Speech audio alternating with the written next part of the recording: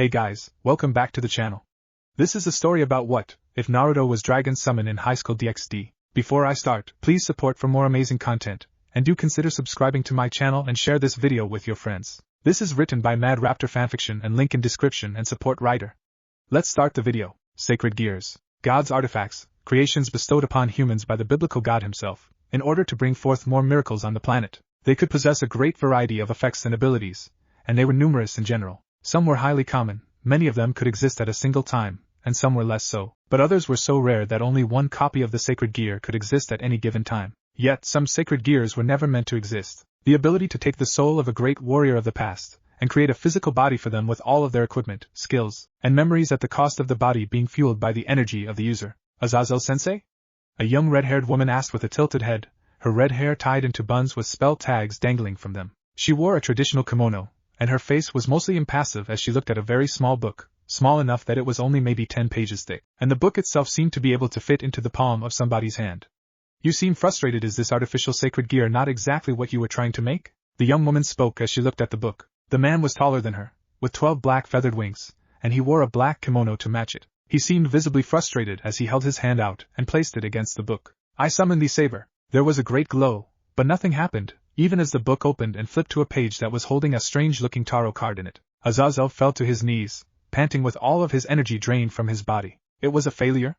The young woman asked with a tilted head. No, it was a success. The sacred gear is fully functional, but the sheer amount of energy and density needed for it to work makes it completely unusable. Azazel regained his breath and got back up to his feet with the help of the young woman. She looked at the floating book with a curious glance. Saber? The user of this little one here has the ability to summon one of 10 classes that the spirits would fall under. Once they have summoned somebody for a class, that person will be their only spirit for that class. Say I summoned Lancelot when I said saber. Whenever I said saber I would summon him and only him. Azazel seemed displeased as he explained his artificial sacred gear, the gear that was supposed to be his key to talking with all of the lost heroes and spirits, in order to study their knowledge in greater detail. A more power than you have, she asked as she studied the book's rather normal appearance. It looked kind of like a leather-bound spell book, and when she touched it, the cover turned fresh-looking and colored red. Golden lettering appeared on the book to match her tastes, and when she let go of it, it turned back into its previous form. As a supernatural being, my energy isn't suited for it, but the raw energy needed would have to be unbelievably dense and large. Can I give it a try? She asked as she looked at the book curiously. My family might not be famous or anything, but we are known as the Clan of Vitality. The woman placed her hand against the book when he shrugged his shoulders. She was curious to see if it would work for her, so she opened it up and looked at the different classes. I only see 8. What about 9 and 10? Azazel smirked, but said nothing as he looked at the last 2 pages of the book, which had blank cards in the slots. A secret, but it's a failure. The energy needed for it to work is just 2. I summoned the saber. There was a flash of light in front of the young girl, before a tall man was standing in front of her, wearing a black suit with a tall black top hat. He had a regal appearance, trustworthy and with strength of character. That's Abraham Lincoln, the language of the Orient, and it seems summoning me has given me the ability to understand it. I see then. And you must be the master who summoned me, correct? The man spoke with confidence, as if he knew exactly what was going on, and how he came to exist. Azazel looked at his assistant, confused and excited when he saw her only lightly exhausted from the process of summoning her saber servant. The book vanished. It's gone! The young woman called out in surprise. No, my dear, it's not gone, it's just bounded to your soul now, as am I. I will serve you faithfully until the time that sacred gear is passed on to the next person. Abraham Lincoln spoke with a pleasant bow. The young woman nodded before she held her hand up, and the book appeared again. Can I summon another saber? She didn't want to sound rude or anything, but having a US president serving her made her feel strange. It doesn't work like that. The book matches the servant that best fits you, and binds the two of you together. You can summon servants from a different class, but the only servant you will ever summon is him. Azazel spoke, and Abraham looked at him, seeing his wings, before he looked more noticeably uncomfortable being in the presence of a fallen angel. It wasn't great for him. If you would be so kind as to let me take my spirit form. Your what? Azazel was surprised when he heard that too, but the young woman just nodded her head, and Abraham turned into blue energy and faded away like he was never there. More importantly, Mito, you come from a clan. What clan was this?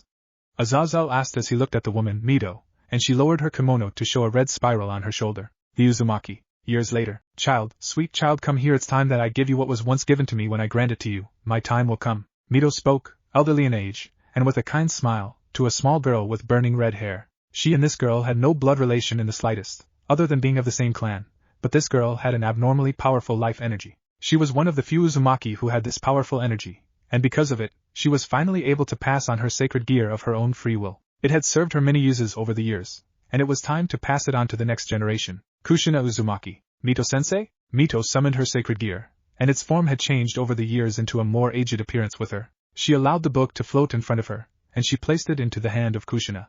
That alone wasn't enough to transfer it though. She smiled down at the girl though. With her left hand she summoned her own natural sacred gear, a pointless sacred gear that only had the power to transfer itself to a new owner at the current owner's will, taking other sacred gear with it. You know what to do, Kushina. Take this as my parting gift. From teacher to student, you'll do great things. Mito spoke as the book vanished into Kushina's chest, and her own eyes started to close. She allowed Kushina to cry into her lap, and rubbed the top of her head, struggling to keep her eyes open as her life slipped away. Please, before I go, allow me to see your saber.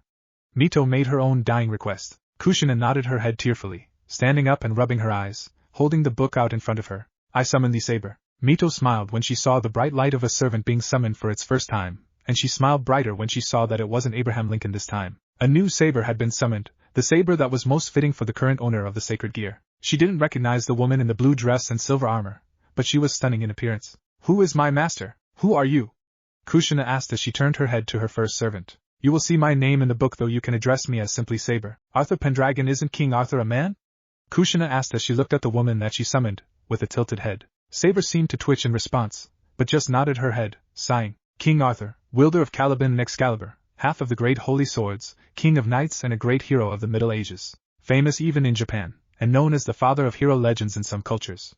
All legends portray this woman as a man, which was kind of odd if she was really a woman. Had King Arthur now that as a servant. With that, Mito passed away peacefully, her sacred gear passed on. Years later, Kushina, hold on, you can't die your son, you have to hold your son before you die, Saber told Kushina, holding onto her hand tightly as the woman started the process of passing away. She had known that birth had been dangerous for her after her most recent battle. She knew that going into that battle low on energy had been foolish. She was paling and very rapidly, death was close upon her. Saber, in her other arm, was holding on to a newborn infant, trying to get the now weakened woman to take hold of her child. He's the last of us, the last Uzumaki. I can't even see right. Is he healthy? Kushina asked as blood started to drip from her lips. Her wounds were serious, and the act of giving birth had finished her, and she didn't even have enough power in her to see her own son clearly. He's very healthy. Come on, hold him. I'm starting to fade. No, I heard somebody over there. Saber's body was starting to fade away, showing that Kushina was truly about to die. Kushina reached out and put her hand on Saber's shoulder. Saber's body stopped fading away, as Kushina passed all of her remaining energy into her. They were in hiding, because the extermination of the clan Uzumaki was still ongoing. Kushina had been forced to give birth on a battlefield, surrounded by death. I can't even see anymore. Take my energy. Get out of here even after I die. You should have 2 hours of energy left. Oh, I can't leave him without a birthday present. Kushina reached that something was wrong about this all. Well, a ton was wrong with it. A mother, unable to even hold her son, and doomed to die the day of his birth. Kushina grabbed a spear, and used it to hoist herself into the standing position. She summoned her sacred gear, both of them, and it floated down into her son's chest. You're giving him servo evocation? Saber looked down at the new owner of her master's sacred gear, and she could feel her own connection to her master vanish. If it weren't for the energy that Kushina just gave her, then she would have just faded away as well. Her contract ended. Kushina just smiled and wobbled out from behind the boulder, not even looking at Saber. His father gave him his name, and I'll give him my sacred gear. Go on, Arthur. Take Naruto and escape. I'll buy you a few seconds as I distract them. Kushina raised her spear up to fight, and Saber knew what she had to do. She turned tail and started to run away with the baby in her arms. She didn't turn her head. She smiled when she heard the dying breath of one of their attackers. Even dying and without her sacred gear, Kushina had managed to kill one of them. Her trained ears picked up the sound of flesh being pierced, and a body getting stabbed into a boulder, and Naruto started to cry in her arms. Saber, conversing power, made her armor vanish and started to move faster without it weighing down her energy costs. She had less than 2 hours to get her master's son to safety. Chapter end. I have to find anything. I barely have 10 minutes left worth of energy. Saber spoke as she held her sword at her side, just in case she had been followed across the water. She had her face covered up now. She had taken a jacket that somebody had hung up to dry outside their home, and used it to cover her features, while she used a stolen blanket to wrap around Naruto. If only I had more time with you to find you a home. Saber shook her head of the thoughts that she had been thinking. With Kushina gone, she had no more place in this world. Her bond with her master had been all that had been keeping her rooted in the world of the living. Even now, her physical body was starting to glow in some parts, showing her living body was returning to its spiritual form. Saber grit her teeth, before dismissing her sword and rushing into the nearest convenience store, sneaking into it when the store clerk wasn't paying attention to her. Sneaking her way into the office supply section, she grabbed an envelope and a pen, before borrowing some paper. Rushing into the bathroom, since she didn't have much time left, she gently placed Naruto in the sink and started to write down her thoughts. Dear Naruto Uzumaki, I pray when you read this one day, if you do read this, you'll become a fine man. There is a lot that I want to tell you, and I regret that I wasn't able to stop your mother's death. She sacrificed her final moments so that you would survive, and I just want you to know that she died with nothing but her love for you in her heart. I know she died happy, knowing she brought you into this world, and gave you the legacy her teacher gave to her. I can only pray that I will be the one that you speak with one day, but I understand that likely won't happen. You carry on your shoulders a great burden. You are the last of your people, but be strong, like the maelstrom I named you after. You'll face great challenges in your life, but just know that the love your mother had for you will always be in your heart. You have a duty to her and your people to survive, become stronger and stronger, until you can avenge your people. Your mother gave you a present as she died, but I have nothing I can offer you but these words. You are Naruto Uzumaki, son of Maelstrom. Saber didn't sign her name to the paper, just sealed it up in the envelope, put Naruto's name on it, and put the instructions for only Naruto to open it up. She didn't know if anyone would open it before Naruto, so she didn't want to put any private or personal information like her own name, or Kushina's name in it. She tucked it into the blanket, and took the jacket off as her left arm completely faded away, showing her time was almost up. Naruto opened his eyes, and Saber looked into them. You have either your mother's gray eyes or your father's green ones, but your hair is just as golden as a mane of a noble lion, no, like the sun itself. Saber spoke as she looked at the small tuft of hair on his head. Running a hand through her own blonde hair, she winced when she realized that Naruto wasn't crying, and she didn't know when somebody was going to come into the bathroom to find him. She didn't have enough time to take him to a new home, shattering the glass in the bathroom mirror, and glass rained down everywhere.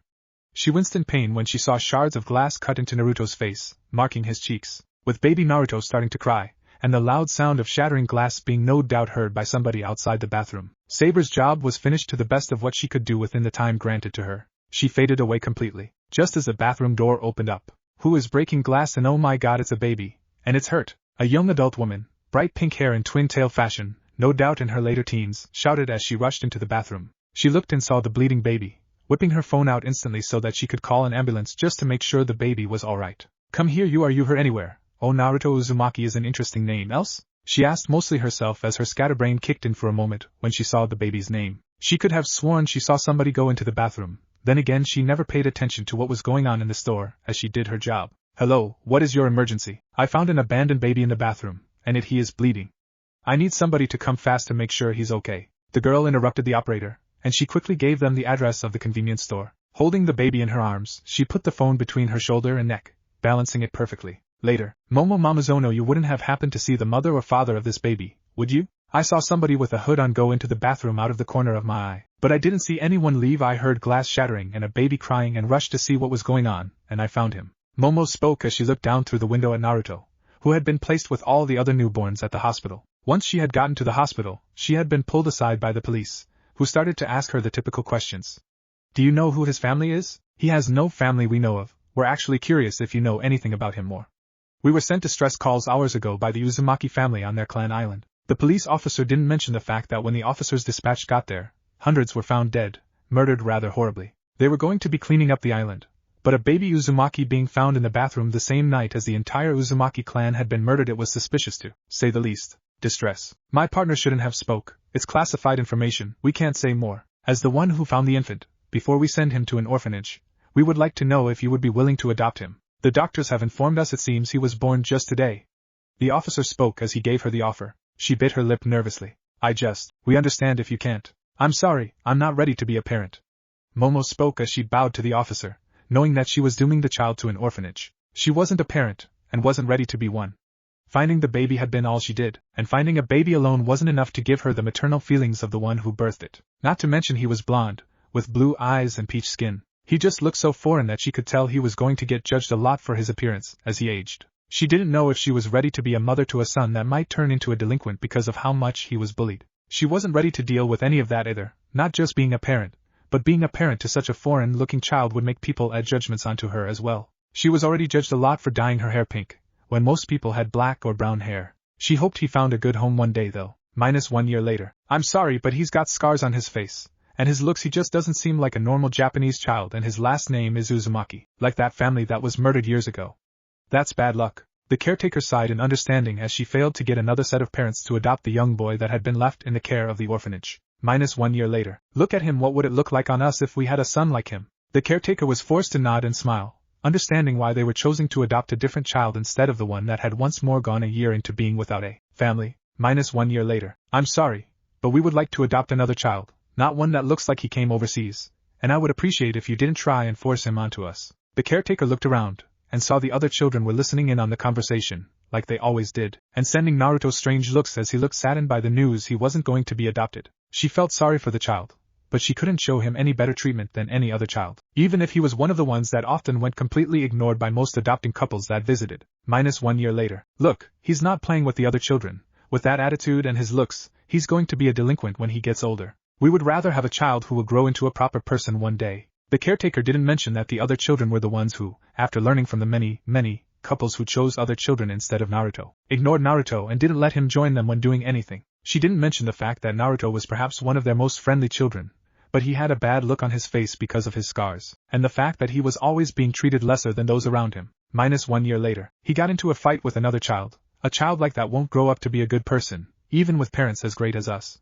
Do you have any other suggestions? The caretaker had to agree with the future parents. Naruto had been getting into more fights with other children as of late. She understood why they didn't want to adopt him, even though she was suggesting that they do. Heck, she herself had been becoming more distant to the boy since his attitude started to change. She didn't see what the other child said to him, but now he was starting to show a lot of anger towards the couples that started to visit the orphanage. He didn't smile anymore either, not that she could see anyway. Years later, Naruto spat on the ground as he rubbed the blood from his nose, having just gotten into a fight with some people who picked on him for his hair and his cross. It's that boy Uzumaki, looks like he got into another fight.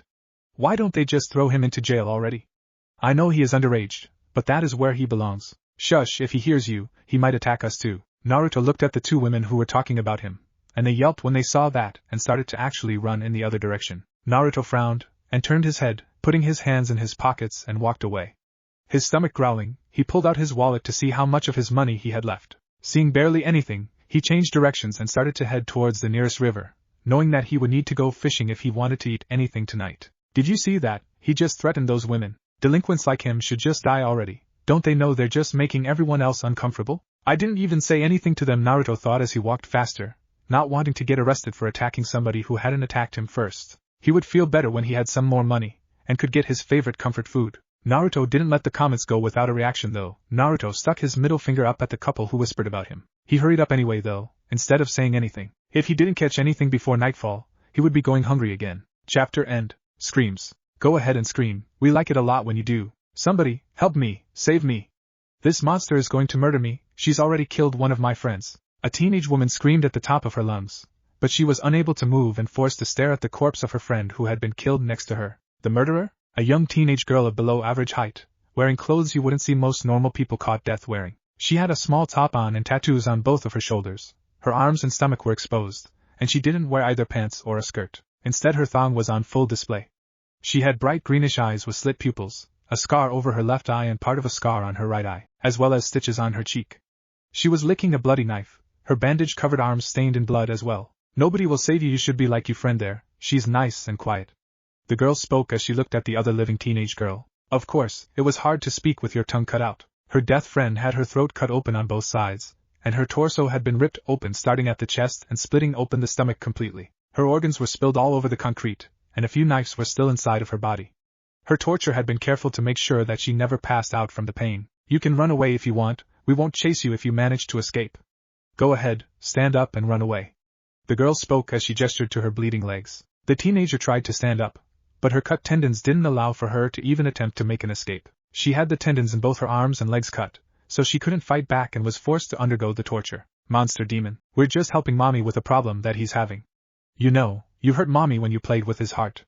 So we're going to play with your heart a little. The girl's words made no sense, since she was calling her mother a male. The teenage girl could not remember for the life of her if she had ever made fun of somebody who looked like this kid. The only person who she was a problem for was the punk from her class, and he had no business even being alive. She had started nasty rumors about him, and gone out of her way to make his life a living hell before she offered to be his girlfriend. She went on a few dates with him to really give him hope, before she and her friends dumped animal blood and guts all over him. Then she told the police that he raped her, and they arrested him. I would never hurt your mommy, I only hurt bad people. If your mommy is a man, then I am his ally. I stand by transgender people. Mommy isn't a tranny, but think more carefully. We see you thinking, and for every minute you take to remember mommy's name, blonde hair, blue eyes, whisker marks on his cheeks. You remember. The murderer woman spoke as she smiled when recognition appeared in her main target's eyes. Sit there and watch as we get to work on your friend. You can go last. We need to make a special example of your body before mommy wakes up and we vanish. The murderer added as she turned and flipped her 6-inch knife in her hand. She was going to have fun. I'm sorry. I'll apologize to him, and tell the police the truth. I'll tell the police the truth, and accept that punishment. Just don't kill me, I beg you. Okay, then why don't you tell me what you did? The murderer grabbed the dead girl's phone, the only phone that she didn't break. She used her fingerprint to unlock it, before she started to flip through it, and turned it to a video mode. She sat down on the ground and pointed it at the begging girl. Go ahead, tell me what you did. I'm sorry. I tried to get Uzumaki Naruto to kill himself. I spread nasty rumors about him, and got my friends to spread them too. Then I dated him with the intentions to betray him, and break his heart.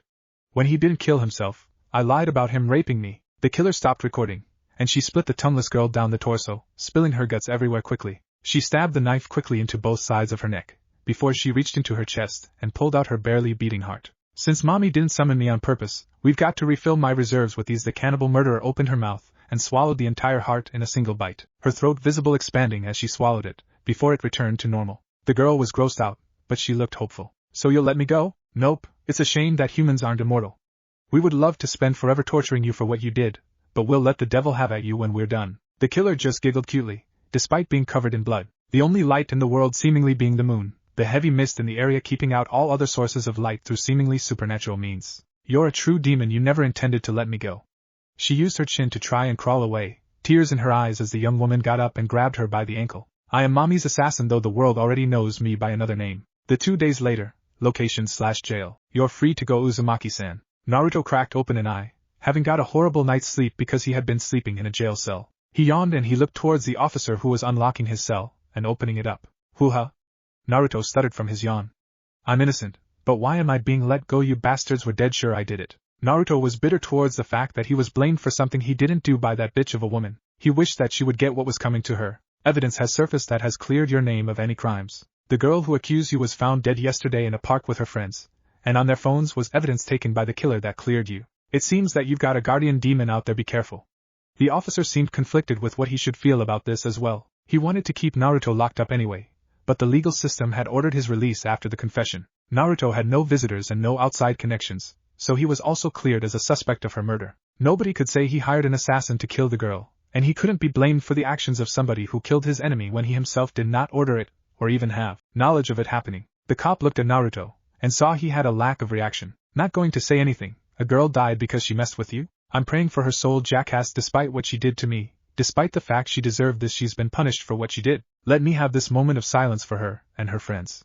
Naruto closed his eyes and took a couple of deep breaths. Funny, the other night before lights out, he had actually wished very strongly that something would happen to her. He was a little conflicted, and despite praying for her soul, he really did believe that she deserved whatever happened to her. This has the story, if you want to know more. The cop handed Naruto a newspaper. Jack the Ripper in Japan? The serial killer from England that lived like over 100 years ago? Naruto couldn't believe that, so he read up. The story compared the murders of the girls to the murders committed by Jack the Ripper, considering that they were tortured and murdered in an extremely similar way. Jack the Ripper was famous for killing prostitutes, and these girls did acted much the same as prostitutes. So the motive would seem to be similar at first glance, and despite the lack of pictures, reading over the information the newspaper gave him did let Naruto know what he needed to know. You won't mourn her? Not in the slightest, but since she's been punished I will forgive her.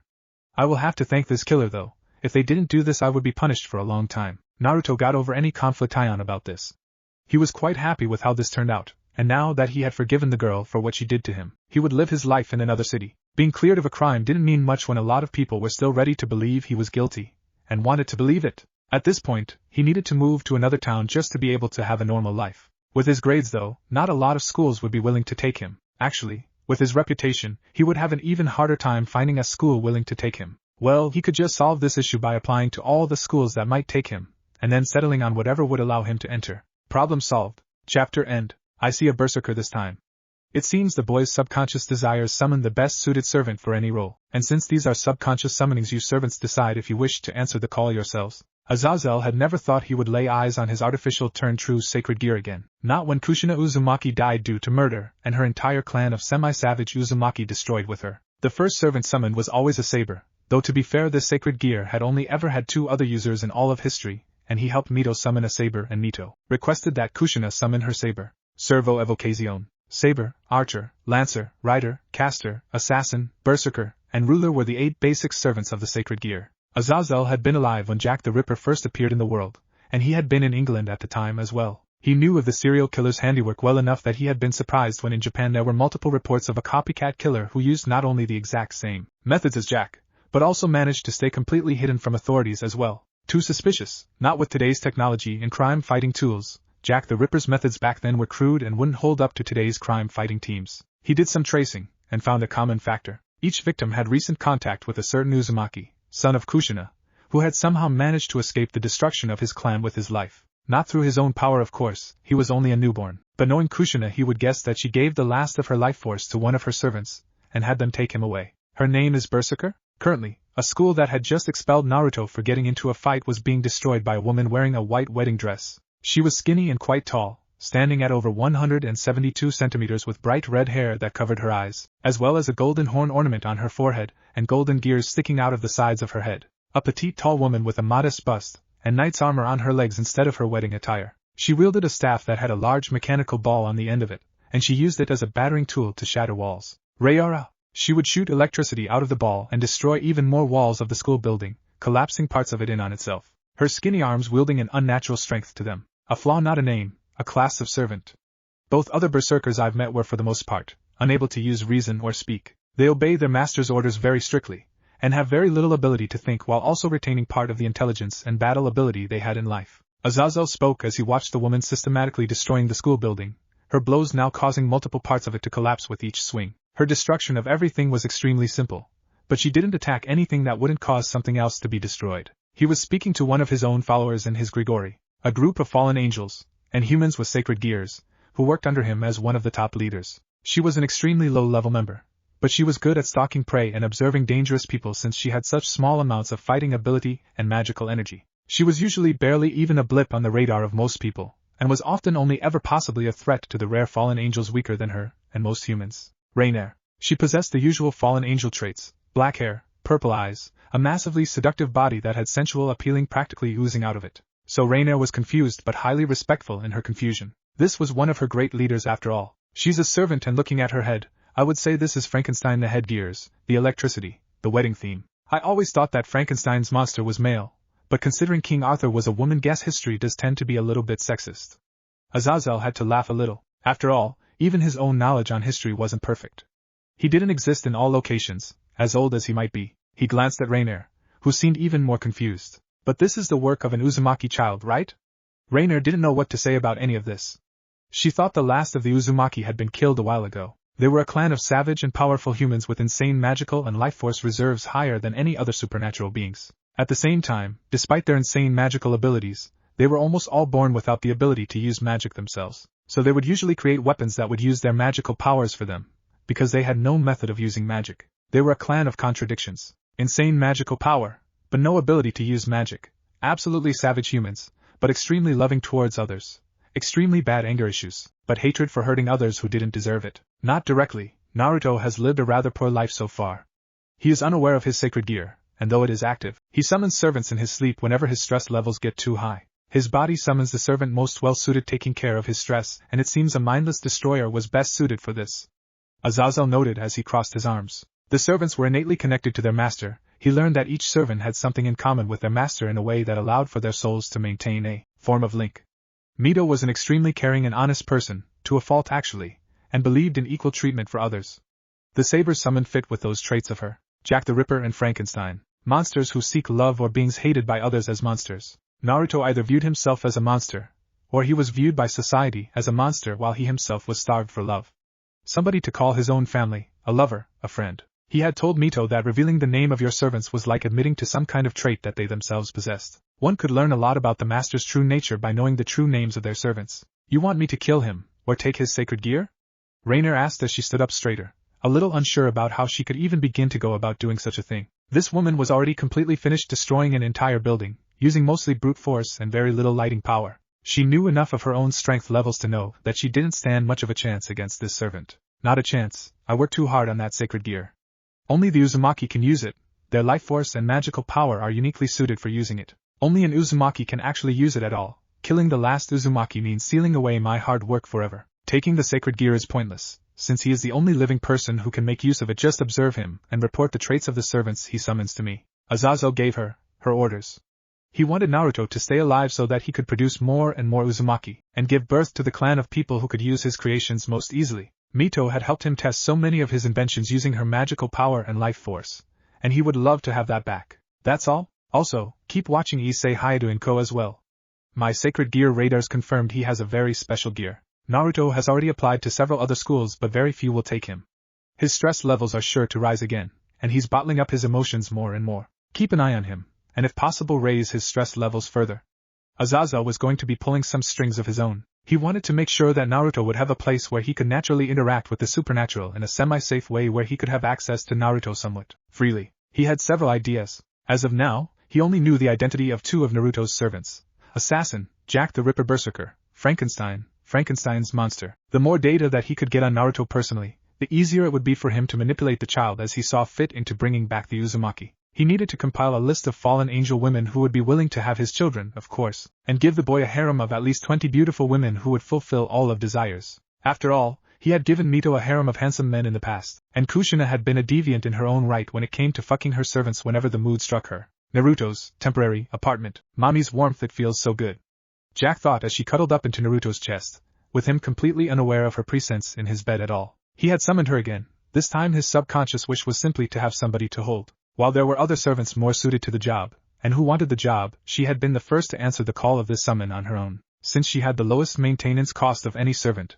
While Berserker went and destroyed the school that expelled him, she would stay in his bed and just hold him. Her mommy was a deeply, emotionally scarred, love-starved boy who truly just wished that the world would give him a fair chance to be happy. His warm body pulled her closer as his hot, literally hot, since men who had muscle on them on average had higher body temps than women, since they burned more calories to fuel those muscles, and the heat generated leaked from the body, just made her feel warm and safe. She didn't even need to fight Berserker for this role, since Berserker was just doing what Berserkers do, break things. Once Naruto started to wake up, both of them would vanish when his conscious mind took over, so she needed to enjoy this warm and safe feeling while it lasted. Chapter end. So this new student, he has a sacred gear? Yes, my brother told me about it, and I assume that your sister told you about it.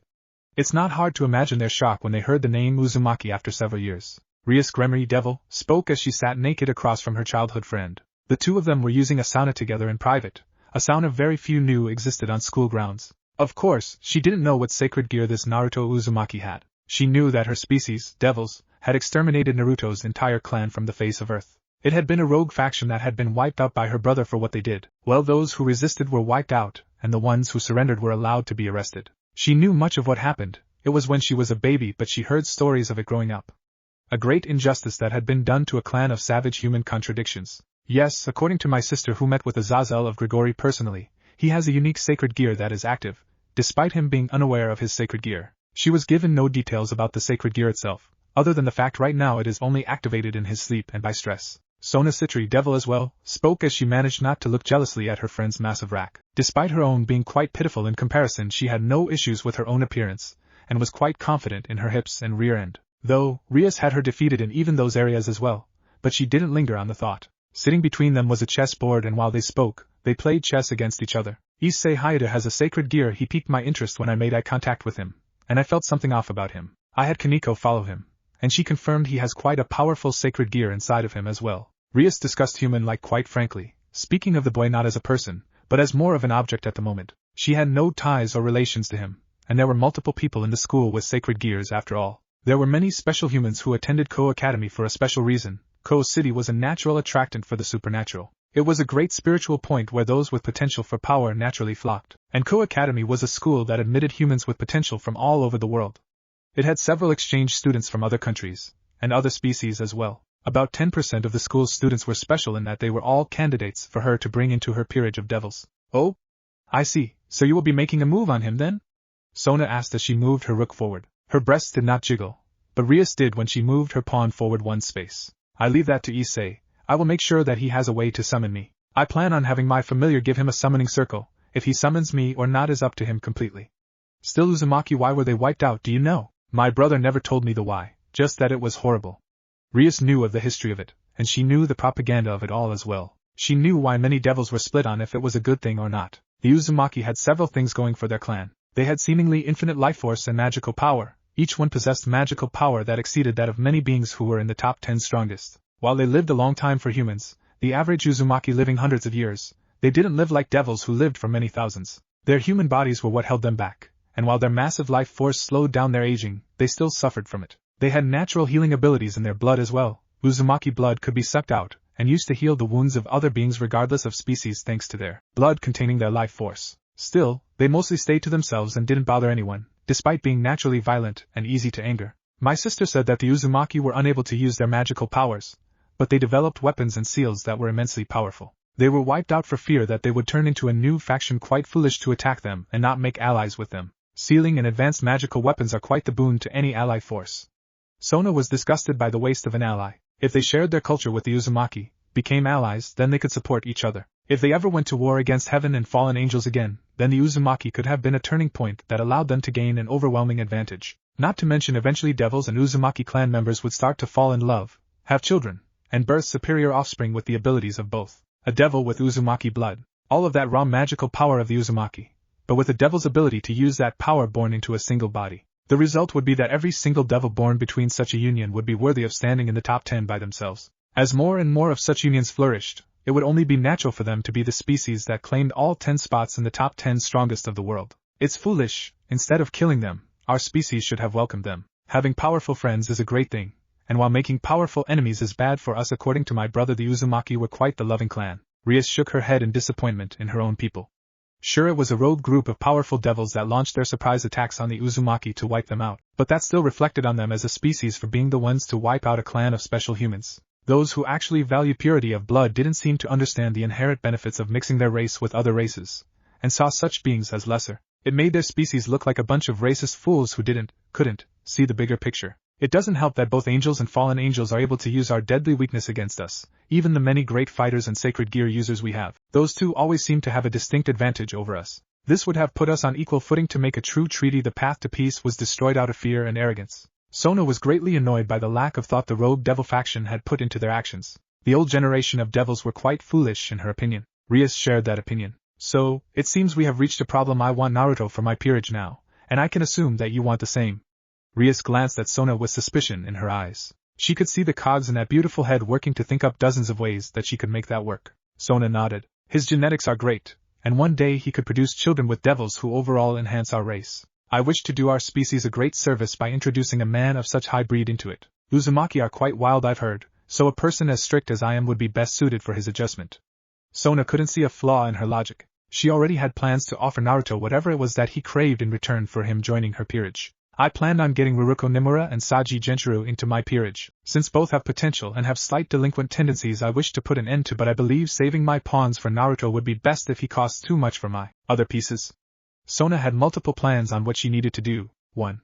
She would come clean with him about her personal status as a devil, and introduce him to the supernatural world. 2. She would make him an offer that many humans would love to have, such as extended life, possible harems, status, honor, and a way to restore their families. 3. She would give him an appropriate amount of time, 3 days, to make his choice and then accept the outcome of what he decided. This was the best course of action, by giving him the freedom to choose what he wished to do, being honest with him, and allowing him to accept his future situation. She allowed him to enter her servitude while still maintaining the idea that he did so of his own free will. He has no friends, no family, he's unloved and unwanted. I feel bad for his situation.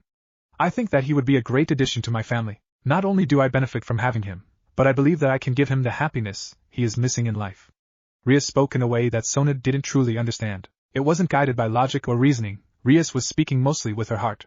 Her family were known for having huge hearts that attracted others to them quite naturally. Having a kind and gentle heart was not a trait natural to devils, and usually even the most kind-hearted devil would have an ulterior motive behind most of their best actions. Sadly, Rias was not like that. She followed logic and reason, but above that she followed her feelings and used her heart to decide what the best course of action was. She was emotional and loving, and that was a weakness. I gained all my servants though my own peerage-making skills while Rias followed her heart. Her brother gave her Kaneko Tuju, and Rias added her to her peerage to give her a family. Rias saved her queens, Akino Himejima, life as a child and offered her a home to belong to because she felt bad for her. She found her knight, dying, and saved his life so that he could strive for his dreams, and her bishop she gave a second chance at life after he suffered at the hands of his family and humans. Her choices are always based on her own feelings. She's my dear friend, but I'll never understand how she uses her heart to decide. Sona analyzed Rias, her usual motives, and compared to the two of them. Rias barely ever had to work to get peerage members, usually they just fell into her lap. At the same time, Rias' peerage members were very happy with their lives because of the type of king that she was. Rias had a natural charisma to her, and she actually loved her peerage, as strange as that was. To actually love her servants as if they were family was strong for sure. Rewarding them for good behavior and good deeds was one thing, but Rias truly treated her peerage like they were one big family. I suggest we settle this with this chess game. The winner gets the chance to add Uzumaki Naruto to their peerage. The chance? Rias spoke with a smirk, knowing that Sona had worded that in that way on purpose. She knew that Sona was extremely analytical, to the point that she ignored her heart. Rias didn't understand how somebody like Sona could use rational and logic to dictate all of their actions, to the point that they almost never thought with their heart at all. The heart would never steer you wrong if you listened to it, and while logic was never a bad idea to take into account, the heart was the most valuable decision-making tool one could have at their disposal. Sona removed love from the equation when she made choices, a sad way to live that Rias would never personally chose for herself. Basically, if one person failed to get Naruto, the other person was then allowed to try their hand at getting him for themselves. Of course, we should make the assumption failure is possible, so let's agree to a non-interference truce during the course of our attempts. The one who wins this chess game gets to have the first attempt. The Uzumaki is a wild card, and needs cold logic and reasoning to balance him, Sona stated as she moved her piece backwards, and she glanced at Rias. No hesitation, Rias moved her pawn another place forward. I disagree. I think having an understanding heart would be better to grow closer to Naruto. Rias spoke as stared at Sona. Of course, I agree. The winner gets their chance first. Rias smiled at Sona. Game on. Chapter end. Another new school. He's so handsome he looks like he comes from the same country as Rias Gremory and Kiba Hyoudou. His blue eyes are so pretty. I want to touch his hair as he motorboats me. Thoughts the lot of them. Naruto thought as he heard the whispers of the girls he passed by as he went through the gates of Kuoh Academy. They thought they were whispering silently, but he was able to pick up their loud whispering no problem. He knew their game. Women would say one thing but be thinking another. Hello, I'm Tsubasa Yura, a member of the student council. I've heard rumors and seen pictures of you. You've got quite the record. She was pretty for sure, though she was a good deal taller than him, and that annoyed him. She wasn't drop-dead gorgeous, but she had an amazing face that could easily attract both men and women alike, with soft blue hair. Her words were polite, but she spoke with the accent of a tomboy, a very fitting paradox. I don't have time for you, I've got to get to class. Naruto told her, brushing her off without a care. So, you don't have time for a spar? Tsubasa asked with a smile on her face. The rumors about him that she had heard told her that he wouldn't turn down a challenge from anyone, man or woman, when it came to violence. He was a physical kind of guy, and she could get behind that. He was handsome, and she saw some of his after-fight pictures that had circulated with the rumors. She wanted to exchange fists with him. Naruto looked at her with narrowed eyes for a second, before he simply scoffed, and started to walk away from her. Don't waste my time with this. Naruto stated with a sharp look at her, glancing back. This girl was stronger than he was, of that he was sure with just a glance at her. She was so self-confident in her abilities, not even a trace of fear or a sparkle of a hope to win in her eyes. No, she had full confidence that she was going to win, and looking into her eyes he could absolutely see that she was strong. To be honest, while he thought she was stronger than him, he didn't know the way or how of it. As interesting as it would be to fight her, and defeat her by his own hands. They were in front of the school, and it would seem that the school girls were already making plans for him. He didn't need more thoughts coming after him, but the rumors said that. Rumors aren't always true, stop believing everything you hear. Naruto snapped at her, and Tsubasa quickly walked next to him. She didn't say anything, she was just a little surprised that he didn't accept her invitation to spar. The rumors said that he would spar with anyone or anything that challenged him. Rumors even said that he once killed a bear with his bare hands, and now he has a pair of bare hands hanging from his wall. So you didn't kill a bear then? Tsubasa asked him. She was ignored. Persistent thought. Naruto thought to himself when she kept trying to start up a conversation with him. This was the same type of friendliness that the girl who came up to him to date him and betray him used to get under his guard. Not again. His guard is up really high. I kind of like that. Tsubasa thought as she smiled gracefully, excited by the challenge of it. This boy was her type, absolutely and for sure. He solved his problems with actions, according to the rumors that had reached the school. She had seen pictures of him covered in dirt and mud after beating down gangs that seemed to follow him for the sake of taking him down. So, what brings you to Kuoh for school? You used to go to another school, right? Tsubasa asked Naruto. He ignored her again. They entered the school building, and she still didn't get her question answered. They look so good together, like two princes, only one is a girl. So a prince and a princess? No, Tsubasa looks like a prince too. Oh darn this face of mine, you must know the pain of having an unfitting face. I'm really tall, and I've got a handsome face for a girl. Things are a lot easier for guys with pretty faces than girls with handsome faces. When I wear casual clothes that don't show my boobs a little, people think I'm just a feminine boy. Tsubasa made a slight complaint and joked to try and get Naruto to talk to her. Naruto's face twitched on that one, and he turned to face her, grabbing the front of her shirt and pushing her up against the lockers hard enough to put pressure on her. He was still surprisingly gentle, since he pushed her up against the locker with such light force that it wouldn't even hurt a normal girl. Are you saying something about my face there? I'll have you know this face belongs to my ma, and you won't be insulting it. It's not weird, Ma was beautiful, awesome, and a badass.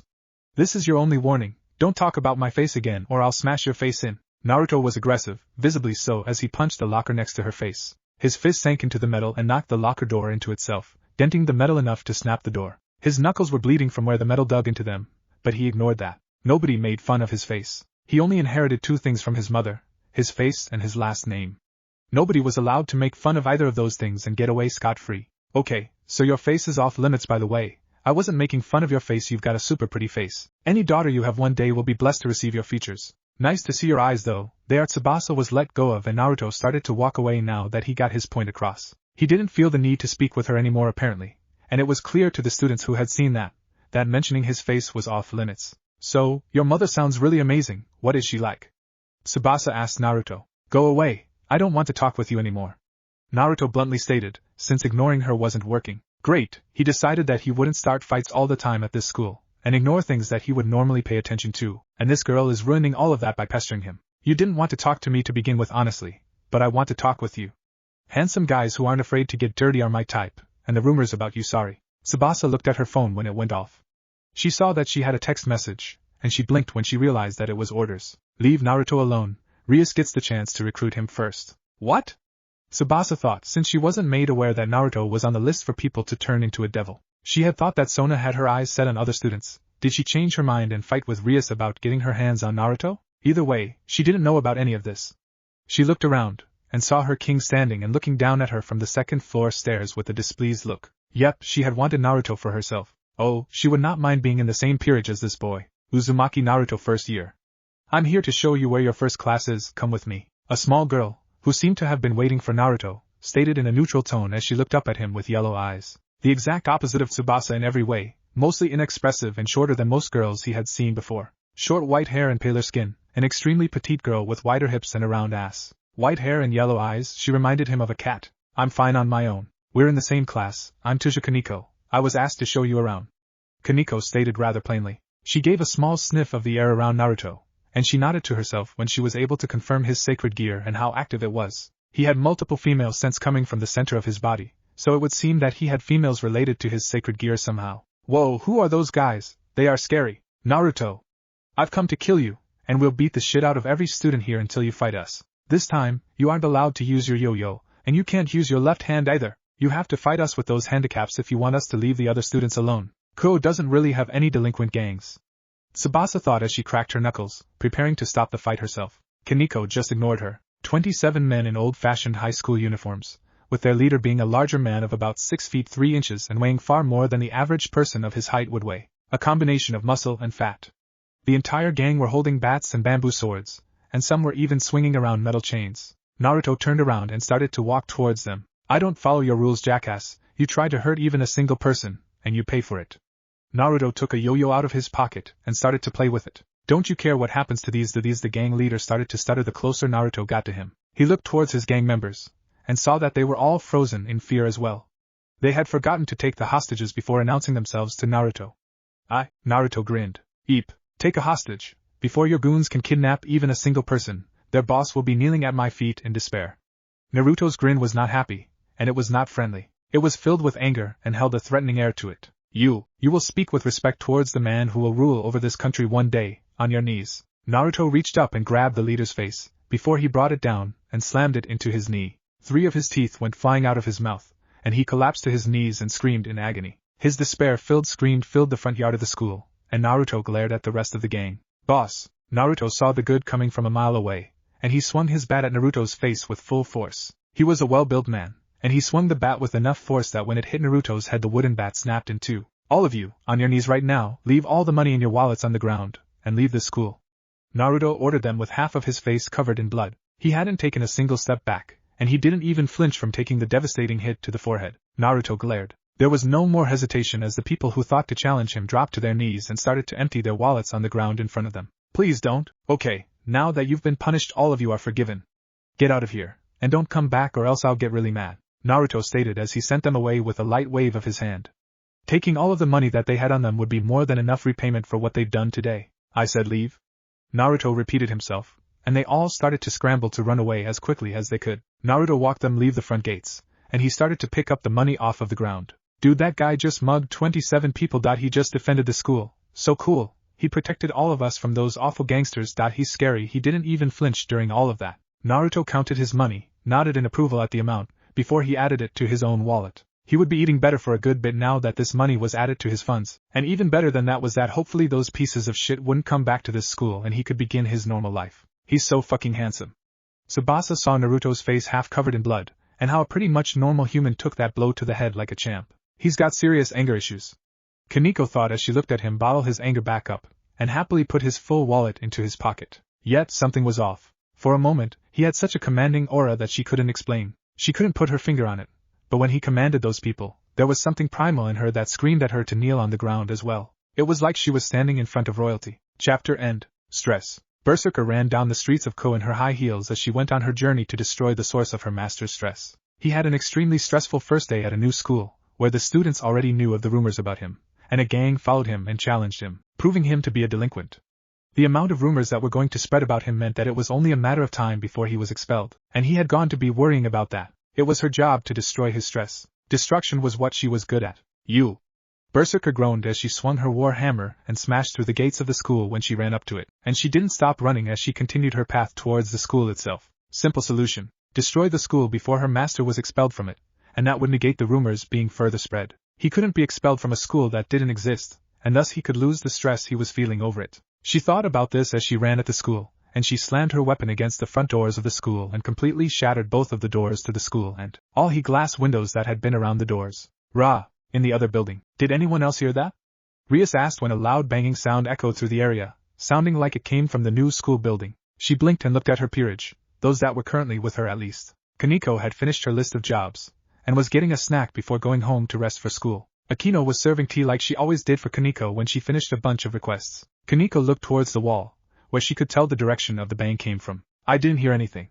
Akino had been humming to herself, not paying too much attention to her surroundings to really notice any bang noises. A magical circle formed in the middle of the room, red in color, and a handsome young man came out of it slowly.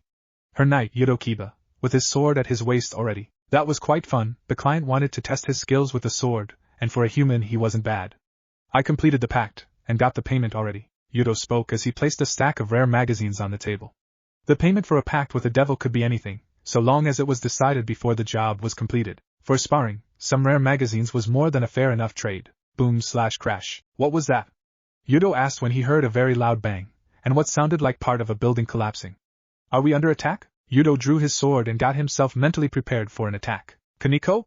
Rias asked. Kaneko sniffed the air. No fallen angels, rogue devils, or angels in the area. There is something at the school building though with a decent amount of magical power.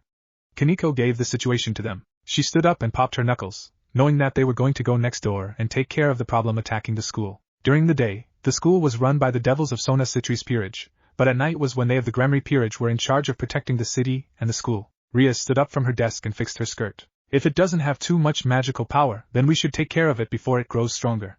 Rias was pretty nonchalant, considering that the school was under attack. Kaneko already judged the thing as not strong enough to warrant a sense of danger. She would keep her guard up, but she would allow her peerage to take care of the problem while she watched over them. This would be fun.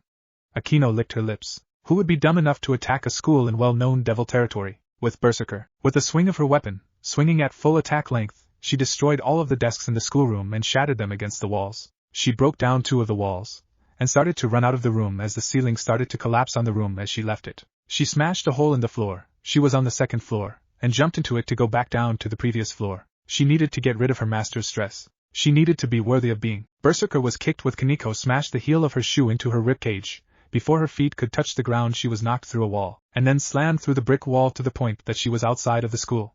She landed on her back, looking up at the sky in confusion for a moment. Her wedding dress ripped at the ribs to show an indent in the shape of Kaneko's foot, where her ribcage was shattered. It hurt a lot. Berserker stood up and shook her head as her ribs snapped back into place, her master's potent life force flowing into her through their weak connection. She pulled more of his energy from him to speed up the healing of her body. Advanced regeneration, so she can heal from damage? That's good to know. Berserker felt lightning strike her from above with enough force to fry a regular human in an instant. She just held on tightly to her weapon, and it started to absorb the electricity that was being used against her. Her horn started to absorb it as well, and she grunted when the attack was finished. Her magical powers enhanced even further by absorbing an element that she was naturally attuned, and mostly immune, to. Enemies, they attacked her. You! Berserker grunted as she daintily ran towards the two visible enemies in front of her, prepared to end their lives with no hesitation in even a single one of her steps. She sidestepped when an attack came from her left side, and a shallow cut appeared on her back. A young man appeared several meters away from her with her blood on his sword. She stopped moving when she saw that she was surrounded by 4 figures instead of the 2 in front of her. State your name, and what business you have at Kuoh. Rias stepped forward and demanded of her. Berserker just started to run towards the fast boy. Doesn't seem like she wants to talk. Hyoudou dodged a swing that sunk into the ground, and cratered the stone. Berserker didn't stop moving as she chased after him, and kept swinging at him to land even a single hit. He nimbly dodged her, and he made sure that none of her deadly attack hit him. She wasn't slow. Each of her attacks was very precise, but extremely predictable for him. She wasn't slow, but she didn't have enough speed to catch him off guard with her attacks either. Her reaction times were actually decent as well, because when he swung his sword she blocked with her weapon's handle and counter-attacked with skill. Akino charged up a fireball, since her favorite element was useless right now, and threw it towards the enemy with the full expectations that Hyoudou would dodge. He created a distance between himself and Berserker, and she turned to face the fireball. Spinning her weapon, she smashed the ground and created a barrier wall of stone between herself and the fireball. Boom! Rah! Berserker came running out of the explosion of dirt and flames unharmed, with a new target in mind. Kaneko punched the warhammer with her fist when Berserker swung it at Akino, and pushed back Berserker. She fights like a complete Berserker. Akino noted when Kaneko had to keep punching the warhammer as Berserker kept swinging at her. Akino herself forgotten for the moment now that a new threat appeared in front of her line of sight. She started to charge up her magical power, since lightning was out of the question, and fire was out with Kaneko standing this close. She would focus on her other elements of ice and water. It's not fun when an enemy doesn't feel any pain. Akino was disappointed when she saw the wound that Hyoudou inflicted earlier was already healed. She showed no signs of slowing from that wound. I'm stronger than her, but her attacks are relentless, and she isn't growing tired or getting out of breath. Kaneko thought as she continued her assault of punches, and she was walking forward to try and force Berserker backwards away from Akino. Her attacks packed more power, but the longer she was fighting against this monster the more she could feel her enemy's strength was growing, bit by bit. The enemy was slowly starting to get stronger. Magical energy that Akino was releasing into the air was getting sucked up into her warhammer, and was being channeled into her body. She was healing faster as well, because when Hyoudou cut into her arm again, and it fell to her side limply, she used her one arm to swing her hammer at him as her arm began to heal. Take it. Kaneko punched Berserker in the face and sent her flying into the school's brick wall, while she was distracted by Hyoudou. She's absorbing magical energy to increase her abilities, so try to avoid releasing magic into the air. The only element she can directly absorb seems to be lightning. Kaneko informed everyone else of what she learned from her fist-to-hammer engagement. I could feel metal inside her arm. Hyoudou looked at his sword, and while it had blood on it, he was sure that he had felt something metallic inside of the enemy. That was strange. Berserker was already running towards them again, and her arm healed as she grabbed a hold of her weapon with 2 hands again. She stopped 20 meters in front of them though, and raised her weapon up to the sky. The sphere on top of it closed yellow as it opened up a little, and she smashed it into the ground. She created a large crater between them, and lightning shot up from the ground and into the sky. Hyoudou and Kaneko were both struck by weak lightning that rained down on them from the sky, putting craters in the ground underneath them as they were sent flying. Hyoudou hit the school building and dropped his sword, bleeding from his arm and leg, the rest of his body slightly damaged but still able to stand. Kaneko had taken the worst of it though, since the lightning bolt that struck her had been stronger than the one that struck Hyoudou. Her clothes were in tatters, and she had several visible wounds on her. Rah! Berserker's hammer closed itself, and she started to run towards her weakened enemies with lower speed than before. Can you two still fight?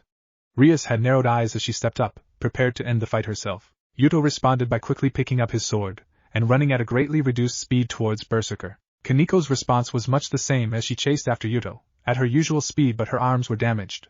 Good, I can continue to trust you with this. Let me know when you want me to take over.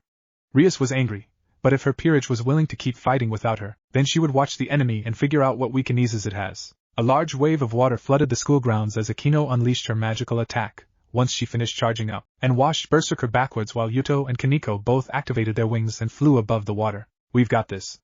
Akino created floating icicle spears in the air and pointed at Berserker, sending them flying towards her as Hyoudou and Kaneko got within striking range. Hyoudou slashed her right leg as she stood up in water, forcing her to take a knee. Kaneko kicked her in the neck, forcing her onto her back on the ground, and the ice spears stabbed into her shoulders and her thighs, pinning her to the ground. The water dispersed over the school grounds, allowing them all to stand normally quickly. Berserker started to stand up. More ice spears pierced her arm and stuck her more firmly to the ground, freezing her in her place for a moment. Aya! Berserker gave a scream, not of pain, but of anger, as she glared towards Akino, the source of her inability to move. Her body started to generate large amounts of electricity, as her hammer opened up again. Berserker stopped though. Right, at the moment the bond between her and her master was weak, so he wasn't feeling much of the pain from the damage that she was taking. If she used that suicide attack though, then even across their weak bond there would be no way that he wouldn't feel the amount of pain that she was going to be in. She stopped? Rias asked with a raised eyebrow. Berserker forced herself to stand as the ice spears slid out of her body, and she looked towards them for a moment. She grit her teeth and grunted at them a few times, before she picked up her weapon up. This thing's a monster, Hyoudou stated as he realized the enemy might be more dangerous than she was letting on. She was somewhat fast, extremely physically strong, and she could enhance her physical abilities by absorbing magic from the air. She seemed to feel no pain, and didn't fear getting attacked in the slightest. She could attack at long range, and right now his speed was cut down to less than half of what it was before. In direct combat, in their weakened states, both he and Kaneko would lose to this opponent on their own. She guarded against any blow that would be fatal, and didn't bother blocking attacks that wouldn't be. She was a unpredictable, berserker fighter. She was a contradiction of a warrior. No lie there. Kaneko raised her fists up. This was going to be a long fight it would seem, and the enemy didn't look like she was even starting to run out of stamina. The only one undamaged at all was Akino, not counting Rias who was just watching. No, she feels pain. When she gets hit she slows down for a brief moment. Rias didn't know what the deal was with this woman. Berserker started to run at them, ready to fight even more. Her body vanished as she was running, disappearing into particles like she had never even been there to start with. Where did she go? Let's get to repairing the school before morning. With Naruto. Fucking bladder middle of the night bullshit. Naruto groaned as he walked towards the apartment bathroom. His body was a little sore, maybe he was sleeping in a bad position or something? He didn't know, but it would go away soon enough. Naruto yawned since despite his soreness, he did feel a bit better. Like some of his stress was relieved. Chapter end. Third night in a row that warrior has appeared, and then just vanished like it was nothing. Hyoudou stated as he held his injured arm. He had lighter injuries than before, having just gotten nicked by her hammer and got his shoulder broken. Rias would be able to heal his shoulder rather easily, though he would have to suffer through it until she did get to fixing him. Kaneko and Akino were actually worse than he was. Akino had taken a big attack to the face, and was suffering from light burns across her face, and possibly had a concussion from where she was smacked through the school building. The Berserk fighter had been able to get a clean hit in on her, a hit that took her completely out of the battle for several minutes. Kaneko groaned when Rias put her hands around her. Both of them were naked on school grounds as she was getting Rias energy, and having her body healed with it. The pain was ebbing away, but she was going to be sore for the rest of the day. Her spine had taken a direct hit. Thankfully she didn't get paralyzed by it, but her getting hit was what allowed for Akino to get hit when the fighter used her as a projectile to distract Akino. Her back was nothing but bruise. Hyoudou was turned around, not looking at Kaneko or Akino as the older woman started to undress, since it was her turn to get healed when Kaneko was done. With Naruto. Yes, now that is how you catch a fish. Naruto grinned as he went fishing first thing in the morning. He didn't have much option, since he had been kicked out of the apartment when the landlord decided that his reputation was too bad to allow him to stay a resident. With the money he took from the gangsters, and the money he got from getting his deposit back, he bought camp equipment. A tent, fishing rod, cooking equipment, bathroom stuff, soap, among other things that he kept stored in his tent. He made sure to mark off this area as his territory by placing the Uzumaki swirl in a couple of areas, on trees as graffiti. He didn't care about this area or claiming it, but gangsters wouldn't steal his stuff when they thought that he would come after their asses for it. Not to mention he had set up camp underneath a wide bridge, so that nobody would see his location unless they were really looking for it. Fish also liked to stay in shadows, and under a bridge meant that he had a constant, and free, source of food. Fuck landlords. He would save his money, and buy his own house. That way he wouldn't have to pay rent to anyone, and he wouldn't have to worry about getting kicked out of it. He already had his homework done too, meaning that until it was time to get ready for school he could just relax and catch a lot of fish. He had coolers, those cost a pretty penny, that he filled with water so that he could store the fish alive for a little while. Fresh fish was better anyway, and he didn't have any way to store things for the cold yet. He was going to need to buy a portable freezer or something. Nah, he would just catch fresh food. Grrrr. Bear fine then, bear meat is good too. Naruto stated as he stood up and tossed his jacket to the side. The bear seemed to have claimed this spot as its own and liked to use it to fish, and sensing an intruder in its territory it needed to get rid of him. It was a Japanese black bear, nothing very big considering it was a bear. It was still a bear, and still stronger than a human though, but this bear was smaller than him, though it was thicker and weighed nearly twice what he weighed. The second the bear ran at Naruto, Naruto responded by slugging it in the nose with his full force, getting an injured yelp of pain from the bear. It recoiled back, but Naruto leapt forward and grabbed the bear around the neck with both of his arms. Its claws dug into his arm, and he let go of the bear to stop it from tearing his arm around. It roared at him, and stood up to its full height, before it took a swipe of its claw at him. Crunch! Naruto snapped the bear's arm by grabbing it and twisting it hard to the side, and he pushed the bear onto its side. He grappled the creature again, this time purposely staying on its injured side, and wrapped his arms around its neck and squeezed it tightly. He flexed his arms next to the thickest blood vessels he could feel pulsing in its neck, and when he felt the pulse start to speed up as the bear began to struggle, he only tightened his own further. You are a worthy opponent, and I will respect your strength by taking it into myself. I will end your suffering as quickly as I can. Naruto let go of the bear with one hand, and grabbed its nose. With a sharp twist, the weakened and dazed bear had its neck face an odd angle as a wet pop could be heard from inside of its neck. Naruto clapped his hands together as the bear dropped dead on the ground next to him, and Naruto started to lick his own wounds, spitting out the blood onto the ground. He would need to pick up some bandages or something, or not since he would usually be healed from stuff like this after some rest.